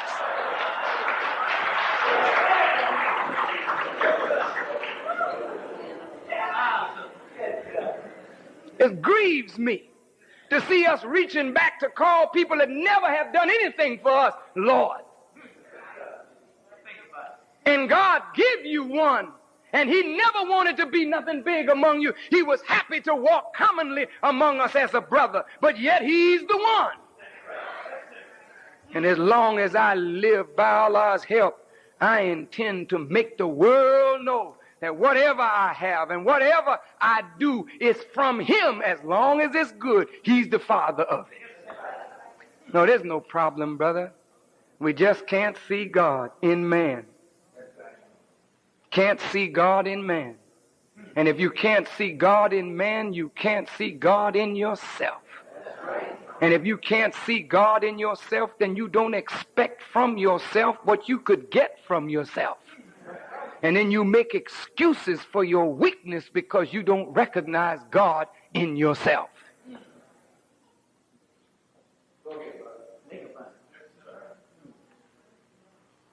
So the friends that have a problem with this, they cannot accept Elijah Muhammad without accepting Master Farad Muhammad.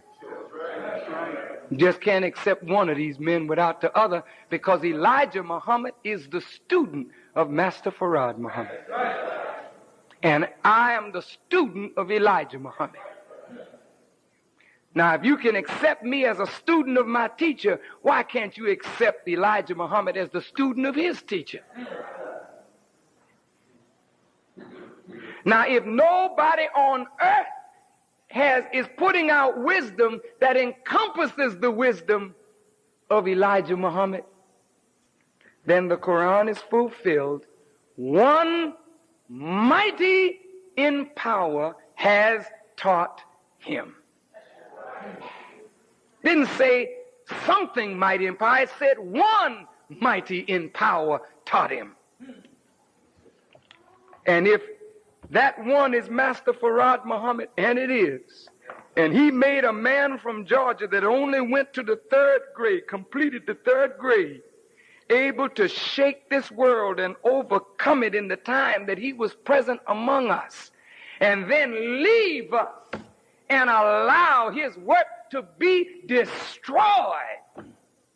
And then at the right time, his students come up and rebuild his work in the face of his enemies.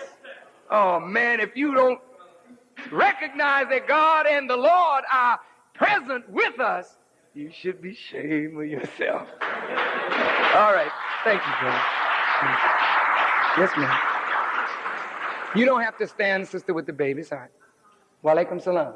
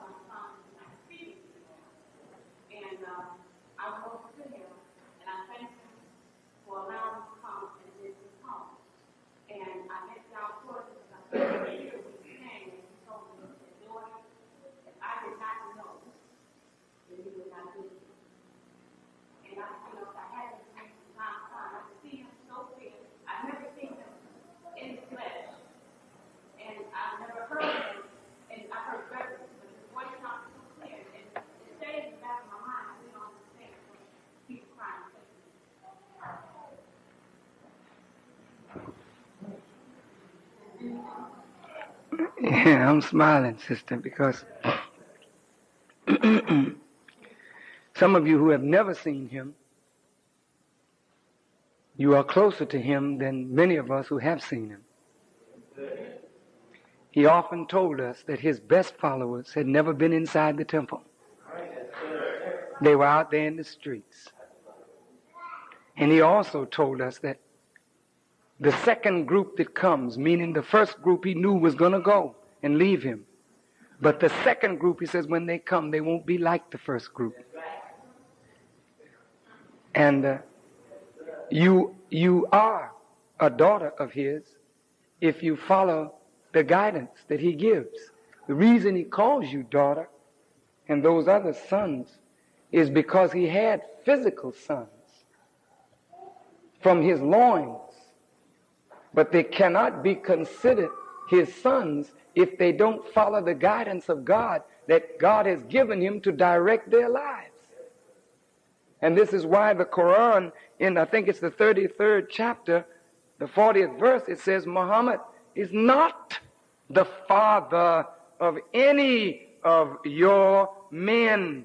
You do not claim the messenger by the sperm.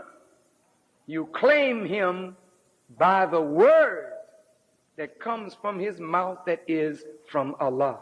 And if you follow that word, you can be classified as the children of God. That's what the scripture teaches. Now, second point, you went out in the woods to find him. That's because, sister, he's not readily seen. So the scriptures tell you, seek him while he may be found.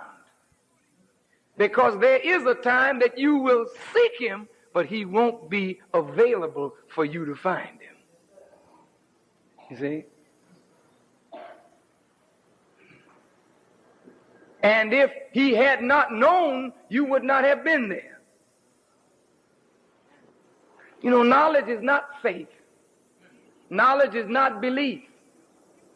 It is the knowledge that God gave him that brought you to him. Yeah. And even though you have not seen his physical face, when you hear the word coming out of this man's mouth, you know he's a man from God. And since your love is for God, when you hear his word coming out of the mouth of a vessel that you recognize as one of your own flesh and blood, it is God calling you through this vessel to come to him, that wherever he is, you may be with him. And you may have to forsake the city. It's telling you, you may have to forsake something that makes you comfortable and leave there and go into a place where he may be found, where you can be a good daughter to him. You may be around something or in something or with someone. It's heavy. And so when she went out there, she found his sons. There were 5 of them, but she recognized them as brothers that she sees here. That's telling you something. There's a whole new relationship being built with those of us who love and follow the Honorable Elijah Muhammad. That new relationship is that we are to him like children. And the book said those who followed the light would become the children of light.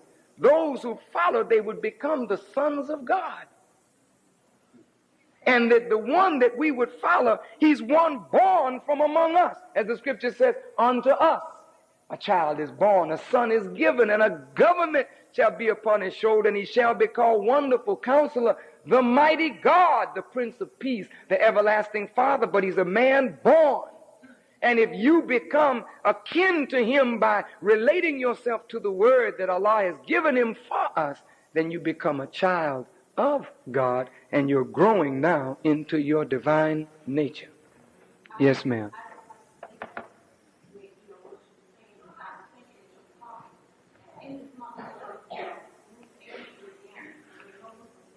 Move where?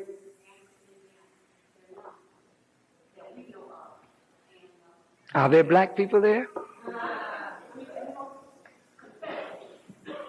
Well, if there's one, there's many. And if you go and you are one, from you will come many. May Allah bless you wherever you go, sister, with the word of the Honorable Elijah Muhammad to spread it to our people. I hope to talk to you before you go. All right? Yes, ma'am. Wa alaikum salam.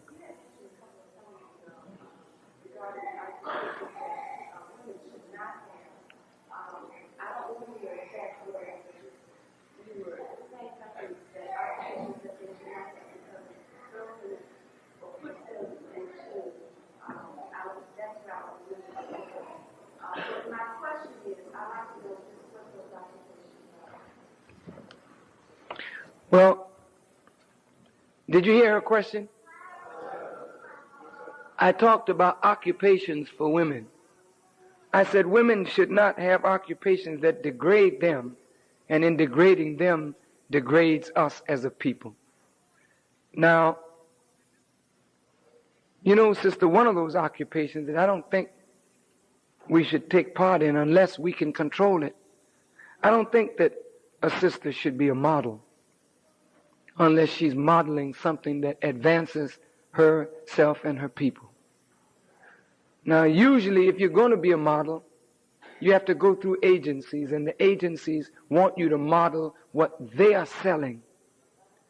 And if you, as a beautiful black woman, whom God gave you your beauty, use your beauty to sell that which is counter to what is pleasing to God, then that's a misuse of your talent and your ability. I would like you to model, if you could, but model virtue, model goodness, model the intelligence of the woman, you know. I don't think that our women who are talented should allow themselves to be put on display in ugly, indecent manner before the world.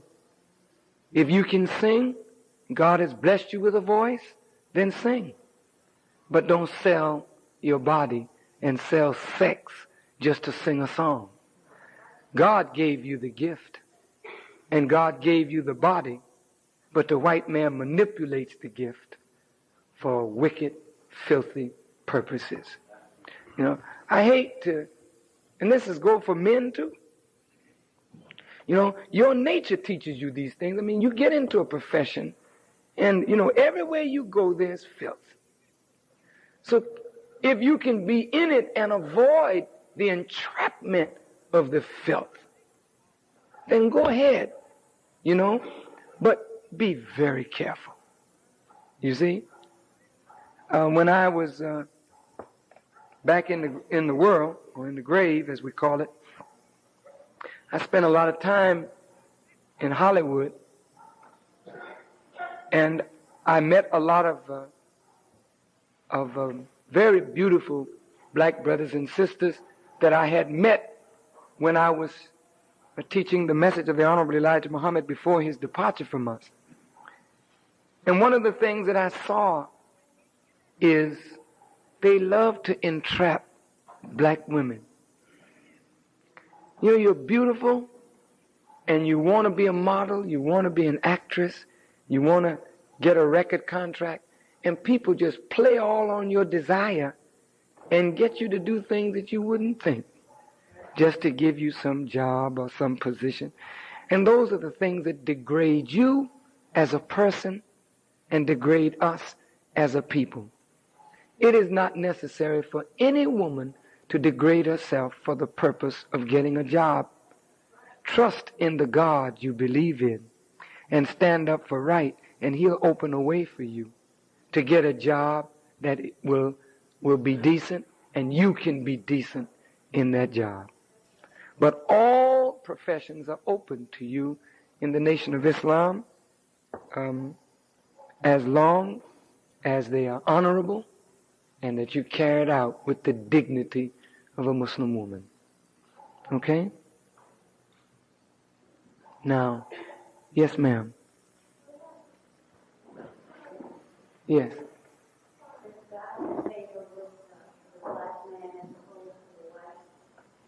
Yes. He doesn't favor us out of weakness or wickedness. But we have performed a mighty service for God. And we have suffered a mighty suffering. And it is only right, since no one else would come to our aid, that God come to our aid.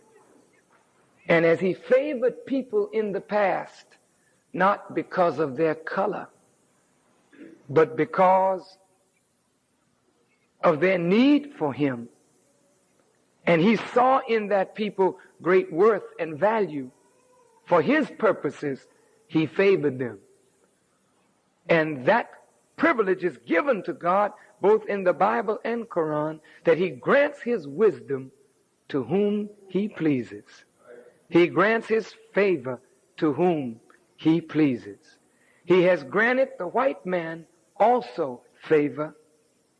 He has guided him through the prophets to become a world power. And white folk have abused that favor and have ruled the peoples of the earth with injustice and wickedness. So God is destroying their rule now. And he favors you and me, the poor, rejected, and despised people of the book. And that favor we can come in harmony with if we obey his directions. We come into his favor.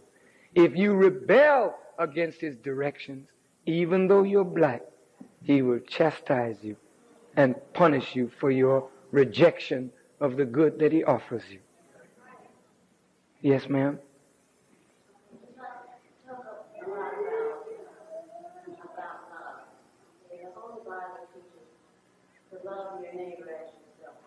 Yes. I have no knowledge of the Quran. I don't know what it teaches. Who is my neighbor then? Is the white man my neighbor? Do I love the white man as I love myself? That's a good question.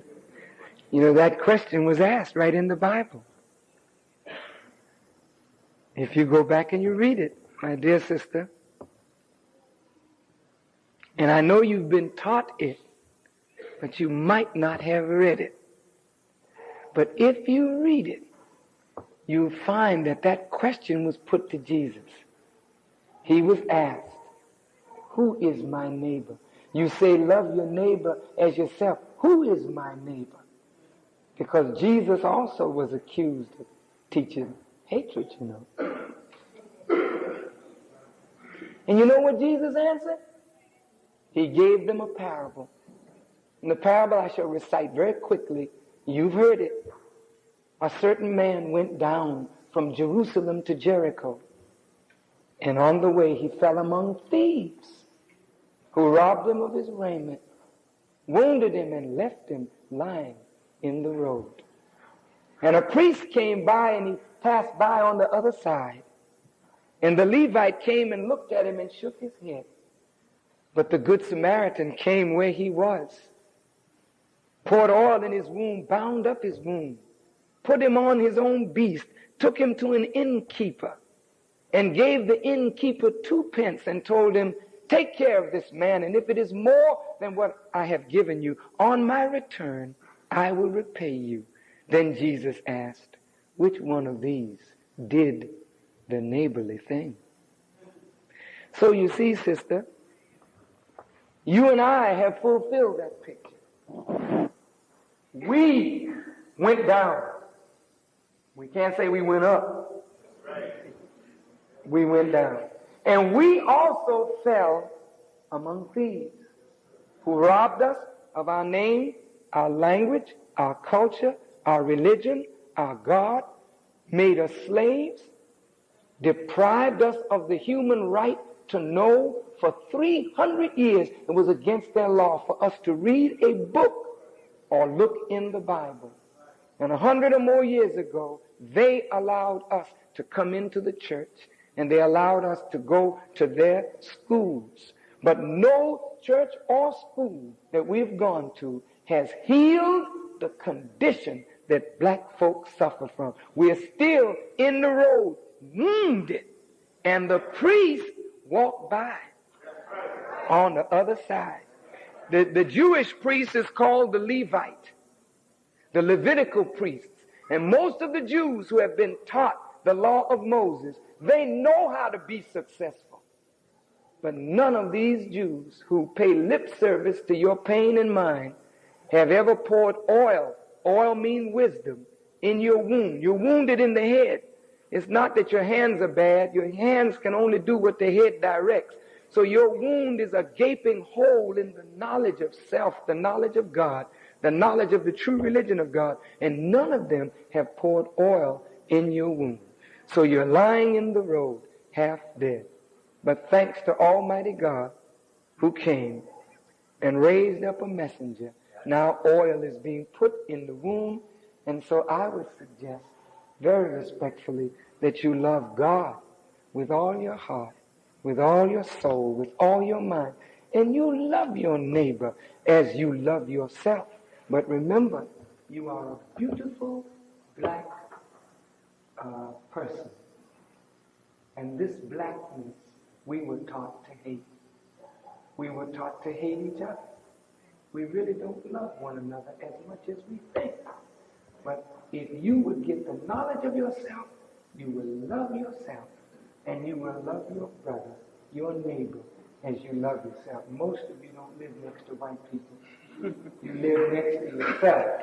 And you don't love yourself, and you don't love your neighbor, we're in bad shape. So I don't say you should hate, but I do say you should love your neighbor as you love yourself.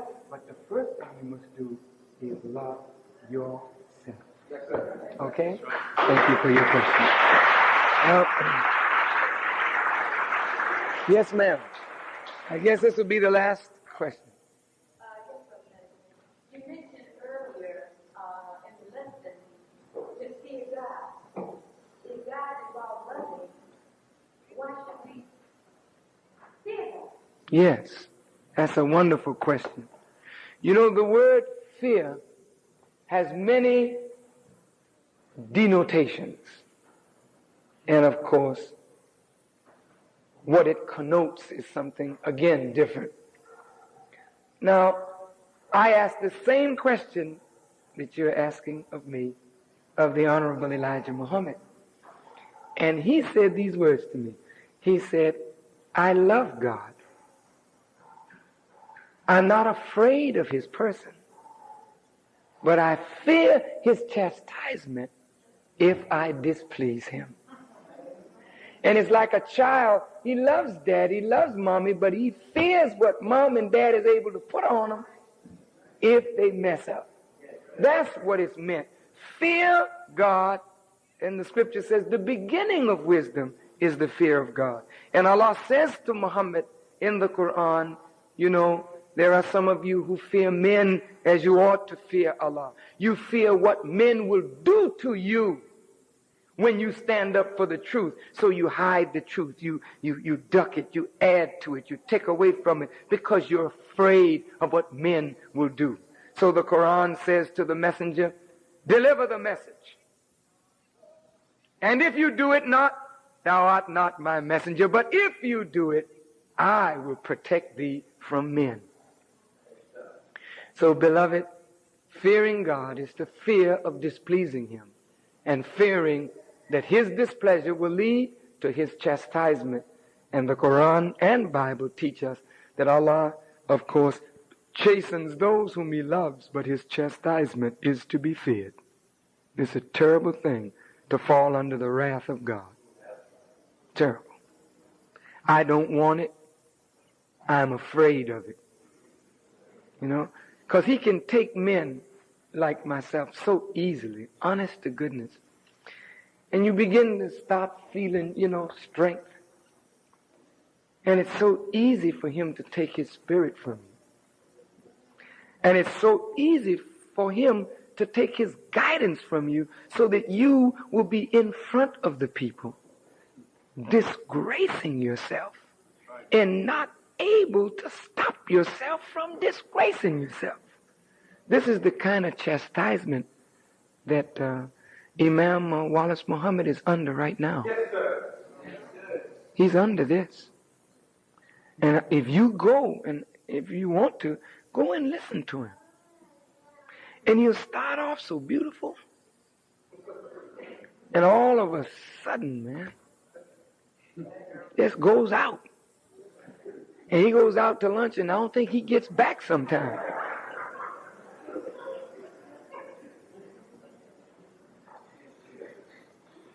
I mean, I visited a brother who was sick in the hospital in New York, and he told me that in a khutbah Wallace was delivering, he actually used the word MF in the khutbah.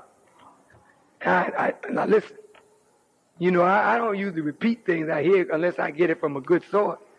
But this is the third time I'm hearing this. Now the man is losing himself. And as he loses himself, he loses a grip on the movement. This is the way Allah chastises you. He brings you up, and this is something to be feared. That He makes you great. Because you can't make yourself great. God elevates you, and then He abases you. He done the same thing for Pharaoh. He's doing the same thing for the United States government. Make them great, then withdraw Himself from this one. And then watch them tear themselves apart. I fear that.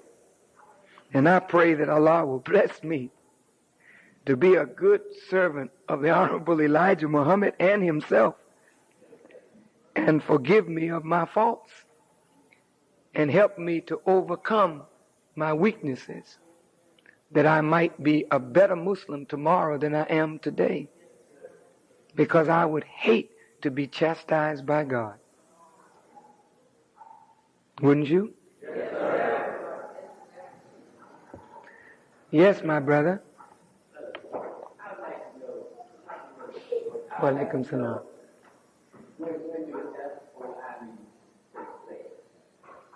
FOI meetings takes place every Saturday morning, my brother. And if you want to know more about the FOI, the Fruit of Islam, one is permitted into the FOI after they have completed their registration as members in the Nation of Islam. After you complete your registration, the FOI class is your class, belongs to you, and it is a class that teaches and trains us as men to be righteous men, strong men, brave men, knowledgeable men, to prepare a future for our people. So hurry and get into the FOI class. All right? This will be the last question. Yes, my sister. Oh, you had one too? Did you raise your hand before? You didn't? All right. Yes. Okay, I was wondering if you're not in the nation, part of the Muslim doctrine, when you get to the nation, then you talk about the doctrine. But when I was in school, it was some brothers that came down from Houston, and they taught the Muslim doctrine, and I had known nothing about the Muslims. I lived in Chicago, and I knew nothing about it at all. And the brothers, they came down every week, and they taught, and I got into the doctrine and learned more and more about it. And now in the process of being registered, but you have to be a Muslim or get registered and then get to the college. Is there any way that, or a class of study session for people who are Yes, not Muslims? of course. Of course. Yes, ma'am. Yes. I'm really glad you asked that question. Because everybody all right? The whole object of this is to get you to study what the Honorable Elijah Muhammad has written. If I can just inspire you to read, because you must do something on your own. Don't expect to get it all from here, because we are limited by our own understanding or lack of it. But you, by reading his word directly, have a direct communication with him. And you should want that kind of communication, that you study his words with the power of your mind and you research his word. And then before you know it, you will become so profound in his teaching that you then will be able to teach others. No, what we have is a class that is separate. FOI and the MGT class for the women, that you cannot come into unless you're registered. But the doctrine, the teachings, you can learn that without ever joining the nation at all. That's for you. But now, if you say, I want to live up to this teaching that I'm getting, then there's a training that has to go along with the teaching that brings you into harmony with what you're being taught. What we're being taught is great, but we have to be trained as to how to be in harmony with what we teach. And that's training. And that training, you can't go to school unless you enlist and register up. No matter how much you want the knowledge, you go to school, they say, did you register for the fall semester? So you got to register for this. And if you register, it's yours. And even if you don't register, the wisdom of the books belong to you anyway. All right? Now, my sister in the back. Yes, ma'am.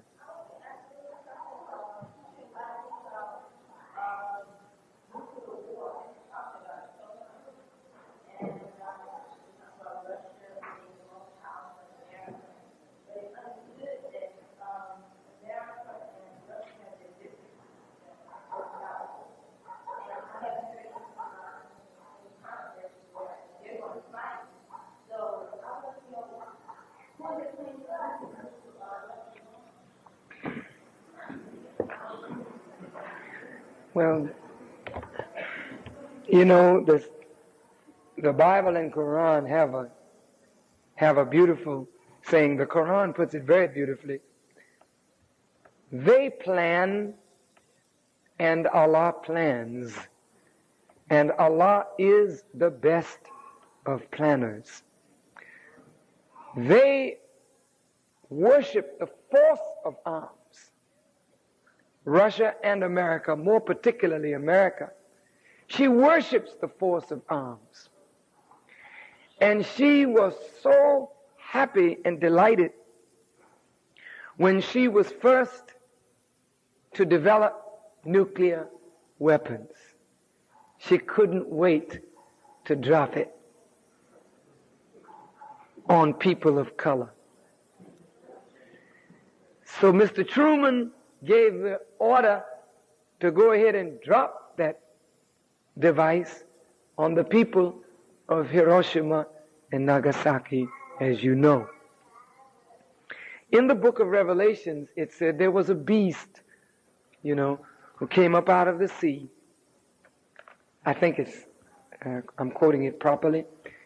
And this beast had the power to bring down fire from heaven.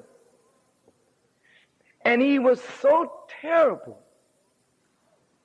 that the question was asked, who can make war with the beast? The whole earth was afraid of him. When America exploded the nuclear device, they were supreme on this earth as a military power. They were supreme over Russia. Their advisors told them, now, while you have supremacy, go and attack Russia and get it over with. But they heard other voices. For it is written in the scripture, even though nobody could make war with the beast, one of the angels spoke and he said these words, I, personal pronoun, will make war with the beast. And if Almighty God is the master of this day of judgment in which we live, then do not fear the weapons in the hands of God's enemies or your enemies, for he has complete control over that. And by the way, I read just a few days ago that in one thunderstorm, there is more destructive energy than in several nuclear devices exploding.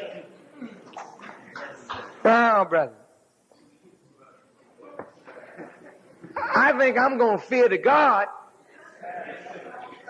that got the power over the winds and the rain and can charge up the atmosphere over your head and send down deadly tornadoes and wreck up whole communities. Take up your fine home in a funnel and put it in another place. And Whitey looks up and he ain't got that kind of power. He can detonate a bomb. But who's lighting him up? Serve God and fear God. There is no God but Allah. And there is no force and no power his equal in the heavens above or in the earth beneath. And that God has come to befriend you and me. And even though he will allow them to make hard times for some of us to allow us to wake up, he didn't come to destroy you. He came to save you and me. Don't even worry about it. Don't worry about it. That's the least thing. I never worry about those things. Ever since I met the Honorable Elijah Muhammad, I go to sleep at night. I hear him talking about nuclear war. That don't excite me in the least. Because you're too precious in the sight of God for him to allow your enemy to destroy you and destroy the earth with his little childish weapons. He's a little baby. Really, he look big to you and me, but he ain't nothing to God. Allah drive this chump to distraction with a mosquito. So I want you to think about the God, man. Just think about how powerful he is. Allah multiply locusts and send locusts on him in such terrific numbers, it drives him out of his mind. He multiplies moths. He multiplies ants.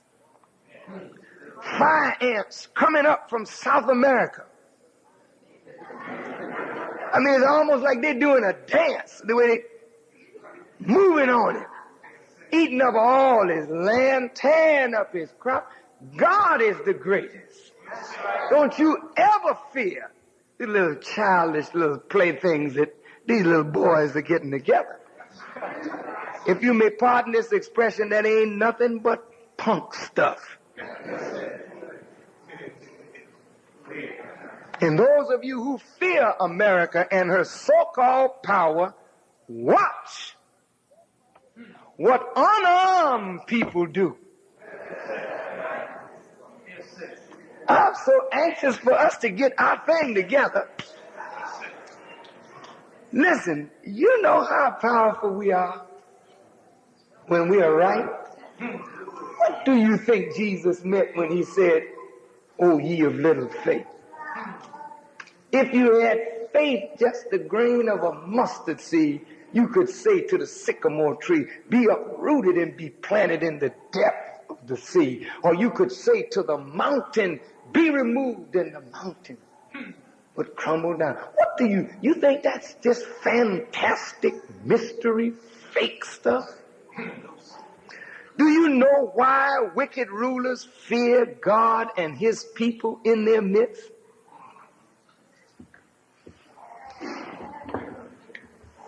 Well, just keep breathing. That's all I tell you. I mean, that's all you got to do is just keep on breathing. And Allah and his messenger are going to show you who's boss in America. And it ain't Reagan. He is not the boss, baby. He's under orders. What? Yes. He's carrying out orders. His orders are to make it hot for you. God would order him to do that? That's right. Because you're so rebellious. You don't want to leave your master. You don't want to do for yourself. So God just instruct him, just gently suggest to his mind, like he'd been suggesting evil to ours. God turns his thinking to serve him. That's why the Quran opens calling Allah Maliki Yawmiddin, master of the day of judgment, master of the law of requital, master of the day of religion, the day when ideas clash with ideas. God is the master, and he's on scene today, and nothing will thwart his plan for your and my salvation. Thank you for listening. Thank you for questioning. Now I want you to leave, but I don't want you to leave before you hear these brief announcements. And of course, you know we got to take up a little collection. I mean, I couldn't tell you now we're going away and don't take up a collection. Now that wouldn't be right. You know Reverend Porter that is the minister here? That Reverend Porter, yes, brother and sister, if you have anything you'd like to give, brother.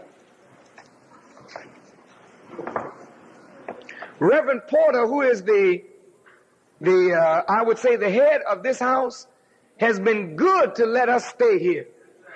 Hasn't he? He's a very good brother. And we give something to the church every Sunday for allowing us to meet here. So please remember that what you're giving, part of it is going to be given to the church in thanks to them for permitting us to meet here. Next Sunday we'll be back, same time, same station, and I do hope you'll be with us then. I turn you into the hands of Brother Abdullah Muhammad, who will just read a few brief announcements, and we'll be on our way home. Would you please be quiet? Thank you. Thank you. May Allah bless each and every one of you as I greet you. Oh, wait. How many of you are here for the first time? May I see your hands? Thank you. How many of you enjoyed what you heard and believe it to be the truth? Let me see your hand. Oh, that's wonderful. Very good. Well, all right. If you believe it to be the truth, if you would like to unite with this truth and become a part of the Nation of Islam, then on your way out today, the brother will be by the door. Just say to him, I would like to unite with the Honorable Elijah Muhammad, and he will show you how to do it. You just fill out a little card and we'll be in touch with you, okay? And if you don't feel ready to make that step today, look, don't feel bad about that. Do you know I hate that? To see people come to a church and a preacher preach and then try to force people to join. Come on, ain't there somebody that can get up and... Like he's so vain, he figured he really laid a good one down, or everybody should join. It isn't about vanity, sisters and brothers. Whenever you feel the spirit to unite with Honorable Elijah Muhammad, if it's today, if it's next week, if it's next year, don't do it until you have the spirit to do it, and never let somebody just call you up and you join on. You know, that hypocrisy is over. Don't join nothing unless you want to do it. But you're always welcome to come here as long as they permit us to meet here. Please do come and bring your friends with you. Next Sunday, same time, hope to see you then. Thank you all. Assalamu alaikum. Yes, ma'am. Hello, my name is Robin Carter, and I was invited here by the pastor from Second Baptist Church, Dr. William West. And the question that I have is for the leaders of our community. How will we reconcile the tarnished images of our ancestors in Egypt, Kush, and Sumer, Babylon, these great places where so much science and religion was discovered and promoted? How will we reconcile those images of our ancestors with the names that they're called idolaters, worshippers, and pagans, and Babylonian whores, and so forth? And in terms of trying to, I saw your interview last night on tape now, promoting the esteem of our children and the people in our community by having fun in our ancestry. Yes. How can we combine these two, the theological and the historical? Thank you. My dear sister, true theology is true science. That's right. And true history. If you only have spirit, and that spirit does not lead you into the rich knowledge and history of your people, then you are devoid of real power. Your power comes from knowing what was and looking at what is and using the skill and knowledge of what was to reshape what is and to prepare what is to come. And so, my sister, if I understand your question correctly, it is the duty of us as preachers and teachers to learn the rich history of black people and our vast contribution to civilization. Because when our children know what we gave to civilization, and we are the descendants of such great ancestors, then we take on the attribute of learning and building, and we will do again in this day what our fathers did in that day. And that is the only way we can glorify our fathers. You know, the scripture puts it like this: let your light so shine before men that they may see your good works. Then they will glorify your Father which art in heaven. Take that as a principle. As long as we bear witness to our fathers and their greatness by talking about it, but doing nothing to duplicate the civilizations that they built, then we're not giving honor to the ancestors. But if we hear the call that we got to rebuild again, anew, and go to work, then what we build today will bring honor to our ancestors, and we will go down in history as the true destroyers of racism. As I said in Washington, white folk are not going to end racism. It's not in their interest to end it. But every time we see on television a black man get up calling his sisters bitches and whores, and every time we see a black woman stand up on television and say, I got a group and we're bitches with problems. Do you hear me? And anytime a man can stand on television and say that I let a woman perform oral sex on me on a stage, this is going out before the world, then you and I, by permitting this, are promoting the inferiority of ourselves and promoting white supremacy. So that white folk can say, you see them niggas? You see how filthy and low down they are? They don't deserve a place in life. Anytime you can turn on your television and see 3 black men jump over a counter in a Korean store and pistol whip a Korean or Asian woman and rob the jewelry store, then on the way out, shoot them and run out like menace to society. You understand? We are telling the world we're not worthy to be honored and respected as human beings. So the only way we can destroy racism, we gotta change in our own community. That's why transformation is necessary. Don't go to the white man and be beating on the white man. You gotta do this for us. Heck no. You get in that black community and let's make ourselves a decent community, and the world will honor and respect us. So that's the way I think we should do it, sister. First, give the history, then do the work. And in doing the work, we give honor to the ancestors, but we also destroy the mindset of white people that says we are unfit and unworthy to be a member of the human family. Next question. Yes, sir.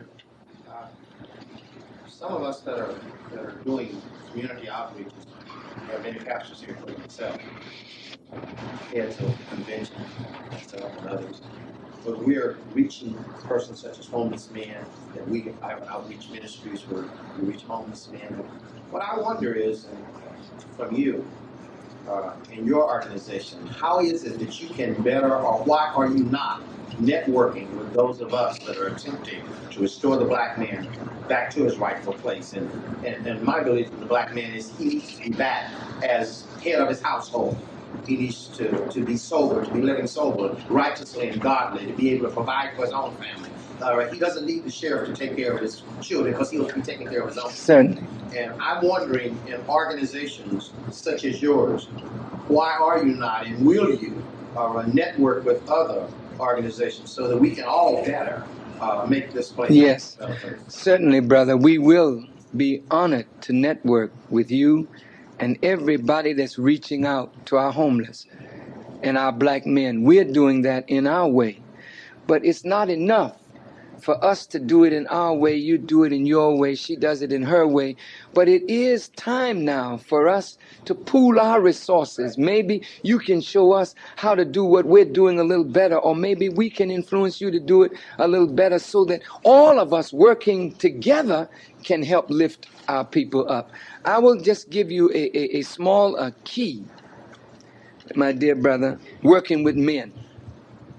If you notice the men that are around me, these are former gangbangers, some of them former criminals, some of them college students, but all of us were saddled with the terrible mindset that white supremacy imposes on black men.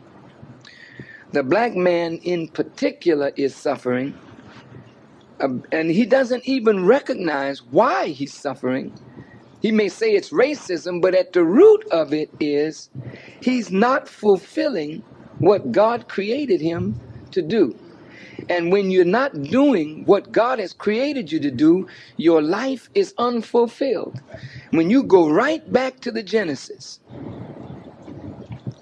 And God said, let us make man in our image and after our likeness. Then he said, let us give them what? Power and dominion over the fowl of the air, the fish of the sea, and every creeping thing that crawls upon the earth. And then he gave him orders: multiply, replenish the earth, and subdue it. These are not verbal orders communicated by God to man. These are orders written in the very nature of every male member of the human family. The male member is a man that must multiply, not necessarily making babies, but multiply means take the multiplicand and the multiplier and produce a product. Every man is by nature a producer. And when you limit a man from producing, then you're killing the essence of the man, and the man is unfulfilled. And I'm just going to hit this. This is why we can't get along with our women. It's because we don't know what by nature we're supposed to be doing. She doesn't really know either. But she has an expectation that we are supposed to do A, B, and C, and if we don't do it, then she's on our case. So we're all at odds with each other. I mean, I wish you all could get that tape that we did in Washington on Men's Day at this church. Because the key is knowing the nature of God in man and feeding that nature and making that man a producer again. And once you do that, you believe me, that man will come out of that homeless condition. He come out of the drug condition, and he don't need to be high anymore. He's high off of accomplishment. And that kind of information is right there in the scripture. We just need to pull it out, make use of it. So from this day forward, Brother Ave, I want you to please hook up with our brother, and let's have this networking going on, sharing information back and forth, that our work can be much better and more effective on the hearts of our men and women. Thank you very much, Reverend. Thank you. Mr. Farrakhan, yes, sir. As I said earlier, I'm a professor of political science at the USC in Pepperdine. Yes, sir. And I'm wondering, it kind of goes in concert with the question the sister asked. For the last 4 or 5 years, I've been teaching hundreds and hundreds of white and black students. And in fact, my dissertation is really about you and Malcolm and Dr. King and a couple other national black leaders who are ministers. I know I'm not wasting my time, but in what way should I channel when I teach? I mean, I told the division chairman today, I canceled my class at Pepperdine in order to come here. The division chairman, I'm going to hear Farrakhan and the students.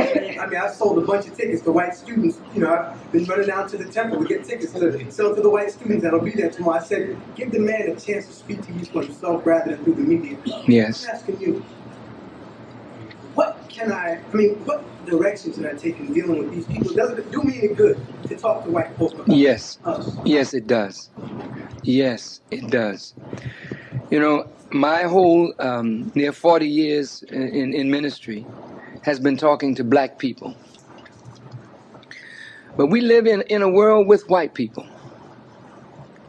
And at some point, we have to engage them in the right kind of dialogue and bust up the mindset that has been passed on to them through the misteaching that they have received. When I was on this television show last night, I really thought the woman was going to ask me about the trial of Damian Williams and Brother Watson. I thought that they were going to ask me if an unjust decision came down, or a decision that we didn't like, how would I advise our people? And this comes right to political science, and why your study is so valuable, and why you're imparting knowledge not only where you are, but everywhere you can get a chance to teach. You're required to do it. I say, even if an unjust decision comes down tomorrow, that's nothing new for us. Why should we go burn down the city, really our own neighborhoods, and subject ourselves to be shot down by those who are primed to do that anyway, over one more unjust decision? Look, the Denny case, like the Rodney King case, is now seen all over the world. There's hardly any black person in America that is not right now waiting for this decision to come down, just to see what white folks going to do. Now, should we get a bad decision, or a decision that is unfavorable to the brothers, what does that do? I'm speaking now from a political, scientific point of view. When I was a young minister, I got a book on political science, on the dynamics of international relations. And in this book, I found something very interesting. It said that nations are formed by first people sharing common attitudes. And those attitudes harden into a system of beliefs. And out of those beliefs come an ideology. And from that ideology comes a national community. And then the move toward acquisition of land, and a nation is formed. The Honorable Elijah Muhammad said, we have become a nation within a nation. Now, if this decision don't come down right, it is right. If you look at the big picture, if it don't come down right, it's still right. Because what does it say? It says, ain't no justice here. Right. And when black folk begin to say, no matter what your faith is, or your political persuasion, or your lack of, or your having, you see injustice, then we develop what? A common attitude toward the justice system. And as that attitude hardens, a system of beliefs start emerging. That's why when we talk today, we can't go out of here in any way but harmony, because everything I said you already believe. And even if you didn't know it, when you heard it, you say, that's right.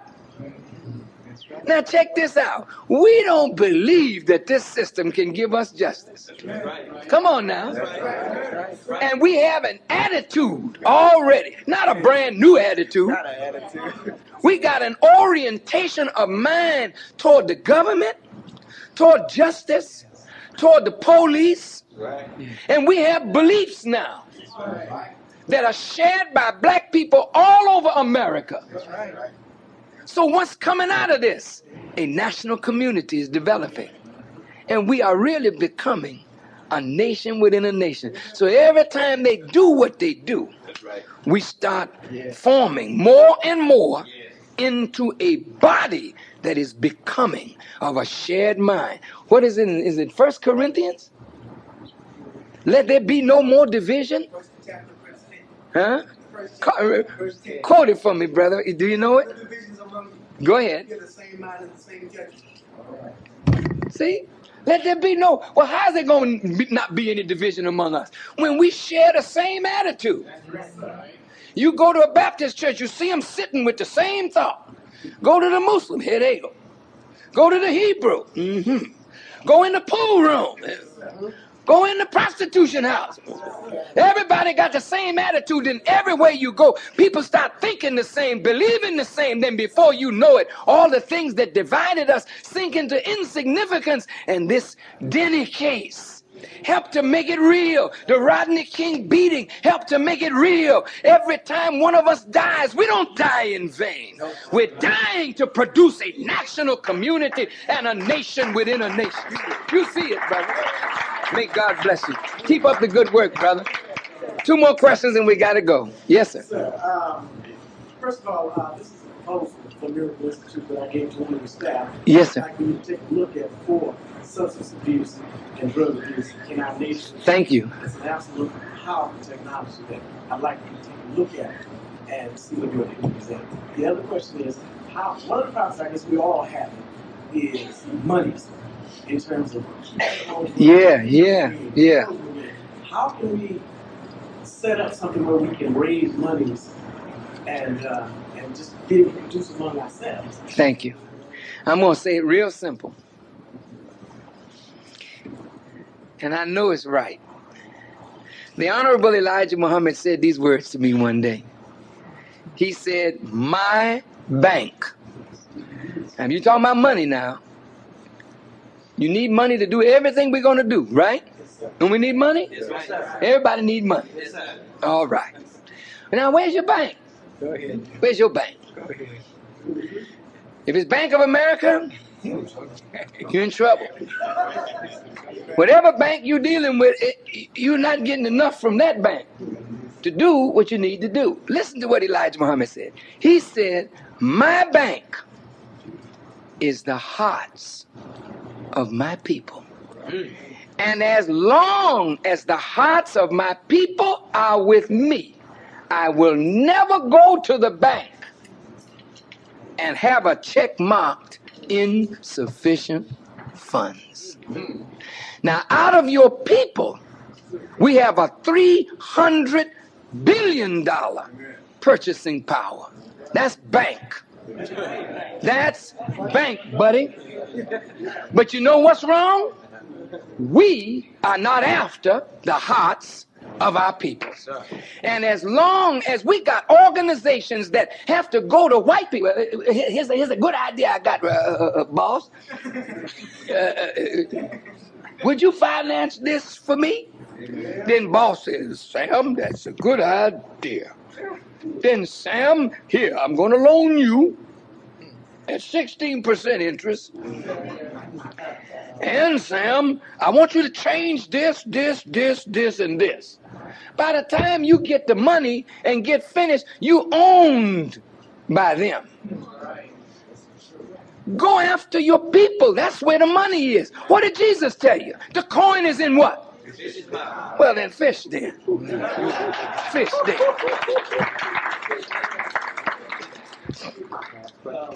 Last question. Most of our churches, Baptist churches, like have pretty good congregation, but a lot of our members are moving out of the community. They still come back. But that seems to be a geographical problem. And economically wise, also in the community, we have black businesses there, but we don't get the support. You mean that the community, the demographics of the community is changing? Right. And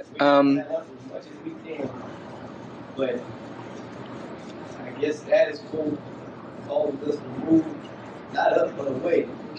Yeah. Well, I've noticed. We bought an old Greek Orthodox church, and the Greeks saw the blacks moving in, and the Greeks said, "Well, we got to move." And after a while, there weren't enough Greeks in that church to support the church, so we came in and bought the church. And it's a beautiful church. And we made it into a beautiful, beautiful mosque. Well, if you notice, when your congregation moves away, you got a building there, but you don't have people. Now, either you have to be a good fisherman and go back out in the community and fill the house again, or you look at the composition that has come in the community. Now, if they're predominantly Mexicans coming in and the blacks are moving into another area, then you have to decide like the Greeks did. Should I sell my church to Father Miguel and then get me one where my people have gone? Because the fishermen got to go where the fish is. I mean, if there ain't no fish where you're doing, you will never see the boat stay there. That boat is moving in the water, fish over here. And they sounded out the depth to see, is anything down there? Yeah, plenty down here. Then you see the boat go there. Well, we can't have these stationary churches. We got to move with the people. So when the neighborhood changed, sell the house. We can't get no fixation. See, white folk don't get fixation over buildings. See, I founded this church, and this has been in the family, and oh, no. It ain't nothing but brick and stone. That ain't the real house, no way. It never was. This is the real house of God. This. You hear me? Yes, sir.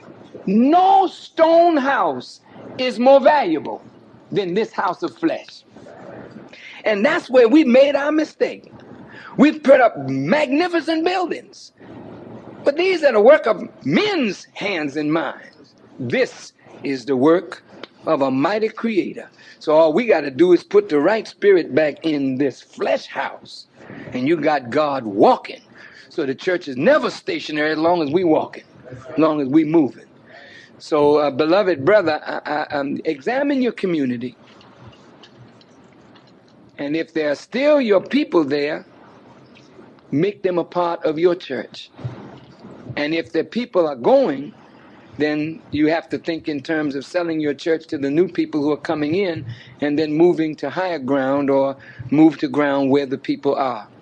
We started all of our mosques down in what they call Blues Bottom.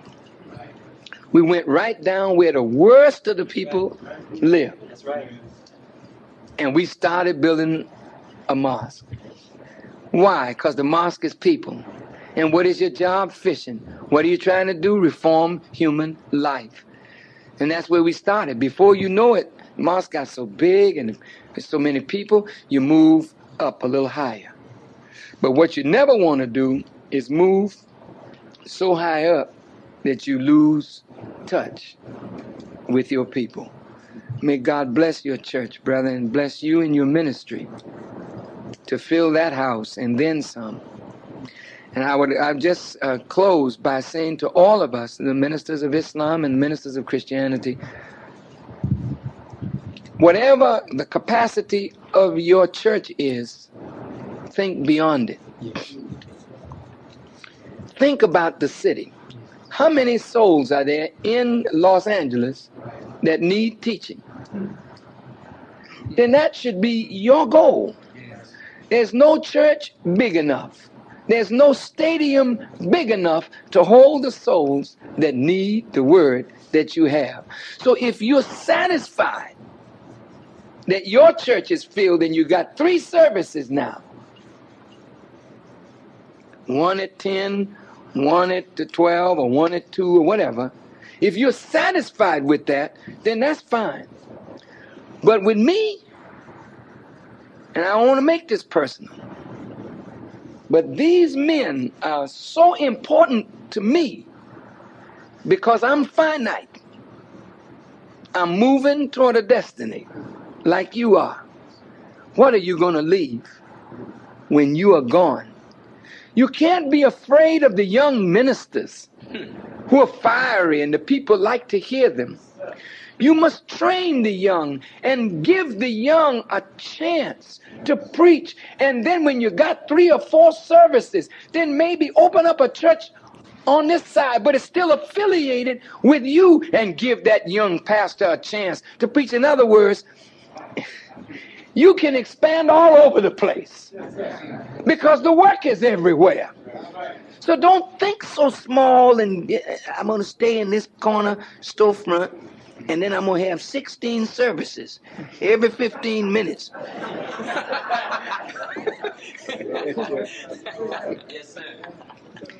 Big field. Go on and train the young men and let them go and help you in the ministry. I'm doing that. And I'm trying to step back more and more and let the young, brilliant ones that are around me shine. This man right here, Brother Khaled, he's just a great preacher, teacher. Well, why would you want to sit on a man like that? Why would you get envious? Shut him up, man. He preached to people who follow him. They should follow somebody to God. If he's going to God, why not follow him? Do you understand? Yes, this is a young man with a doctorate degree. I can't hide him under no bushel basket. Get up, brother, and go to work. Look at my sister over there. Stand up, Sister Ava. She's one of the finest teachers we got. You know?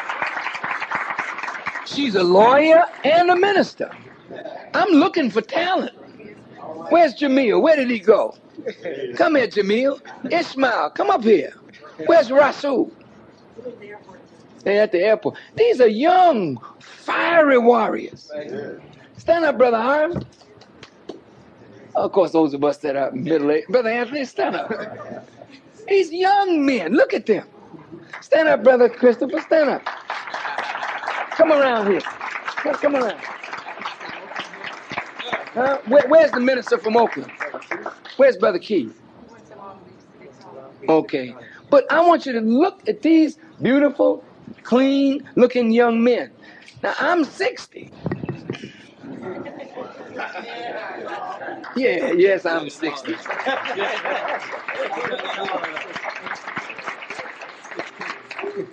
And in top shape. Yes, sir. Yes, sir.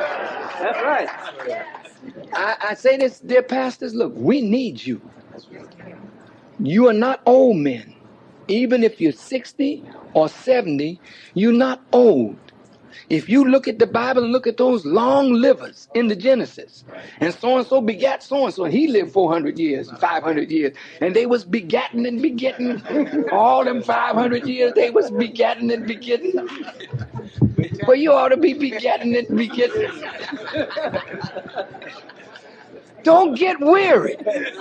Look, in truth, dear pastors, oh man, I wish I could just encourage you to live and not die. We ain't got time to die. I told the angel of death, no, don't come here. Give me your beeper number. I'll call you.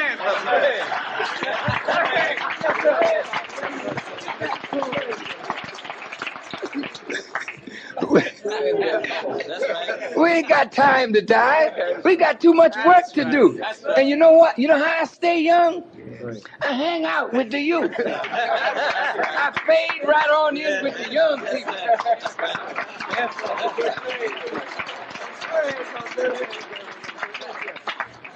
Don't get old and tired.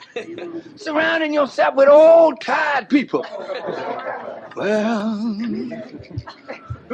it's getting near time to go home. I went to a class reunion and got frightened. I said, I'll never go back to one of my class reunions again. I've been out of college, I think 35 years. And I went back to the class reunion. I seen all these old people crawling up in there.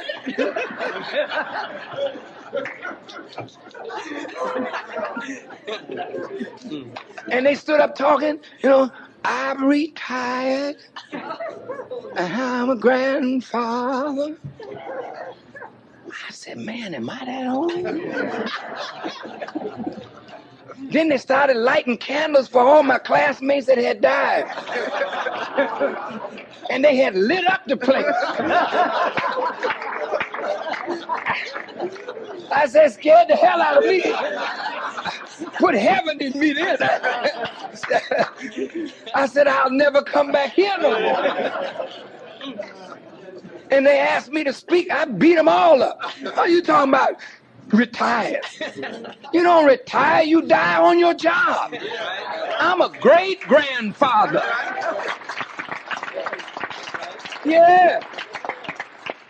And I ain't thinking about that. Of course, I know it's going to happen, but I ain't thinking about it. Got too much work to do.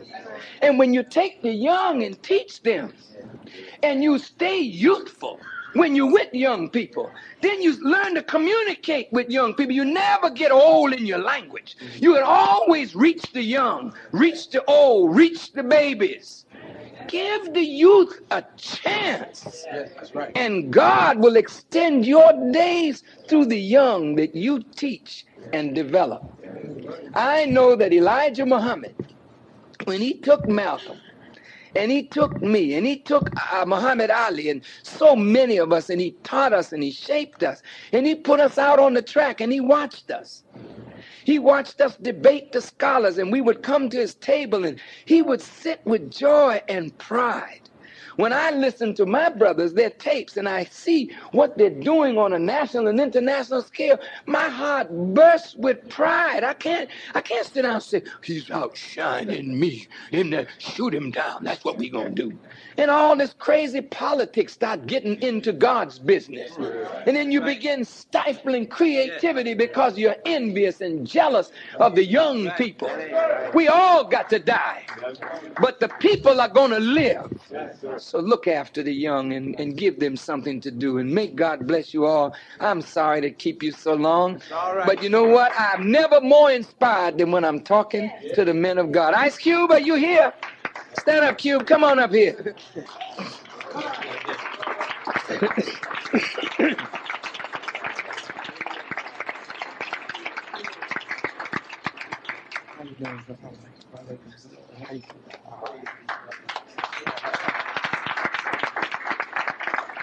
Now, this is a young man that has the ear of the youth. He can do more with one rap than we can do with a month of sermons. And all we're going to ask is that our rappers gradually purify their language and their approach and put more and more wisdom and truth in their raps. And before you know it, church won't be just church on Sunday. It'll be church on Monday, and they'll be rocking with the word. And before you know it, the youth will be all in the street doing their thing in the name of God. Brother, you got to use everything, every vessel that God sends. That's what the white man is doing, and that's what we got to do. Turn it around and use it on behalf of God and righteousness. And so we thank Allah for Ice Cube, and Ice Cube is going to melt the world with the truth. May Allah bless you. Thank you. God bless you all. Question: if the diameter of the universe is 76 quintillion miles, what is beyond the borders of the universe? I don't know.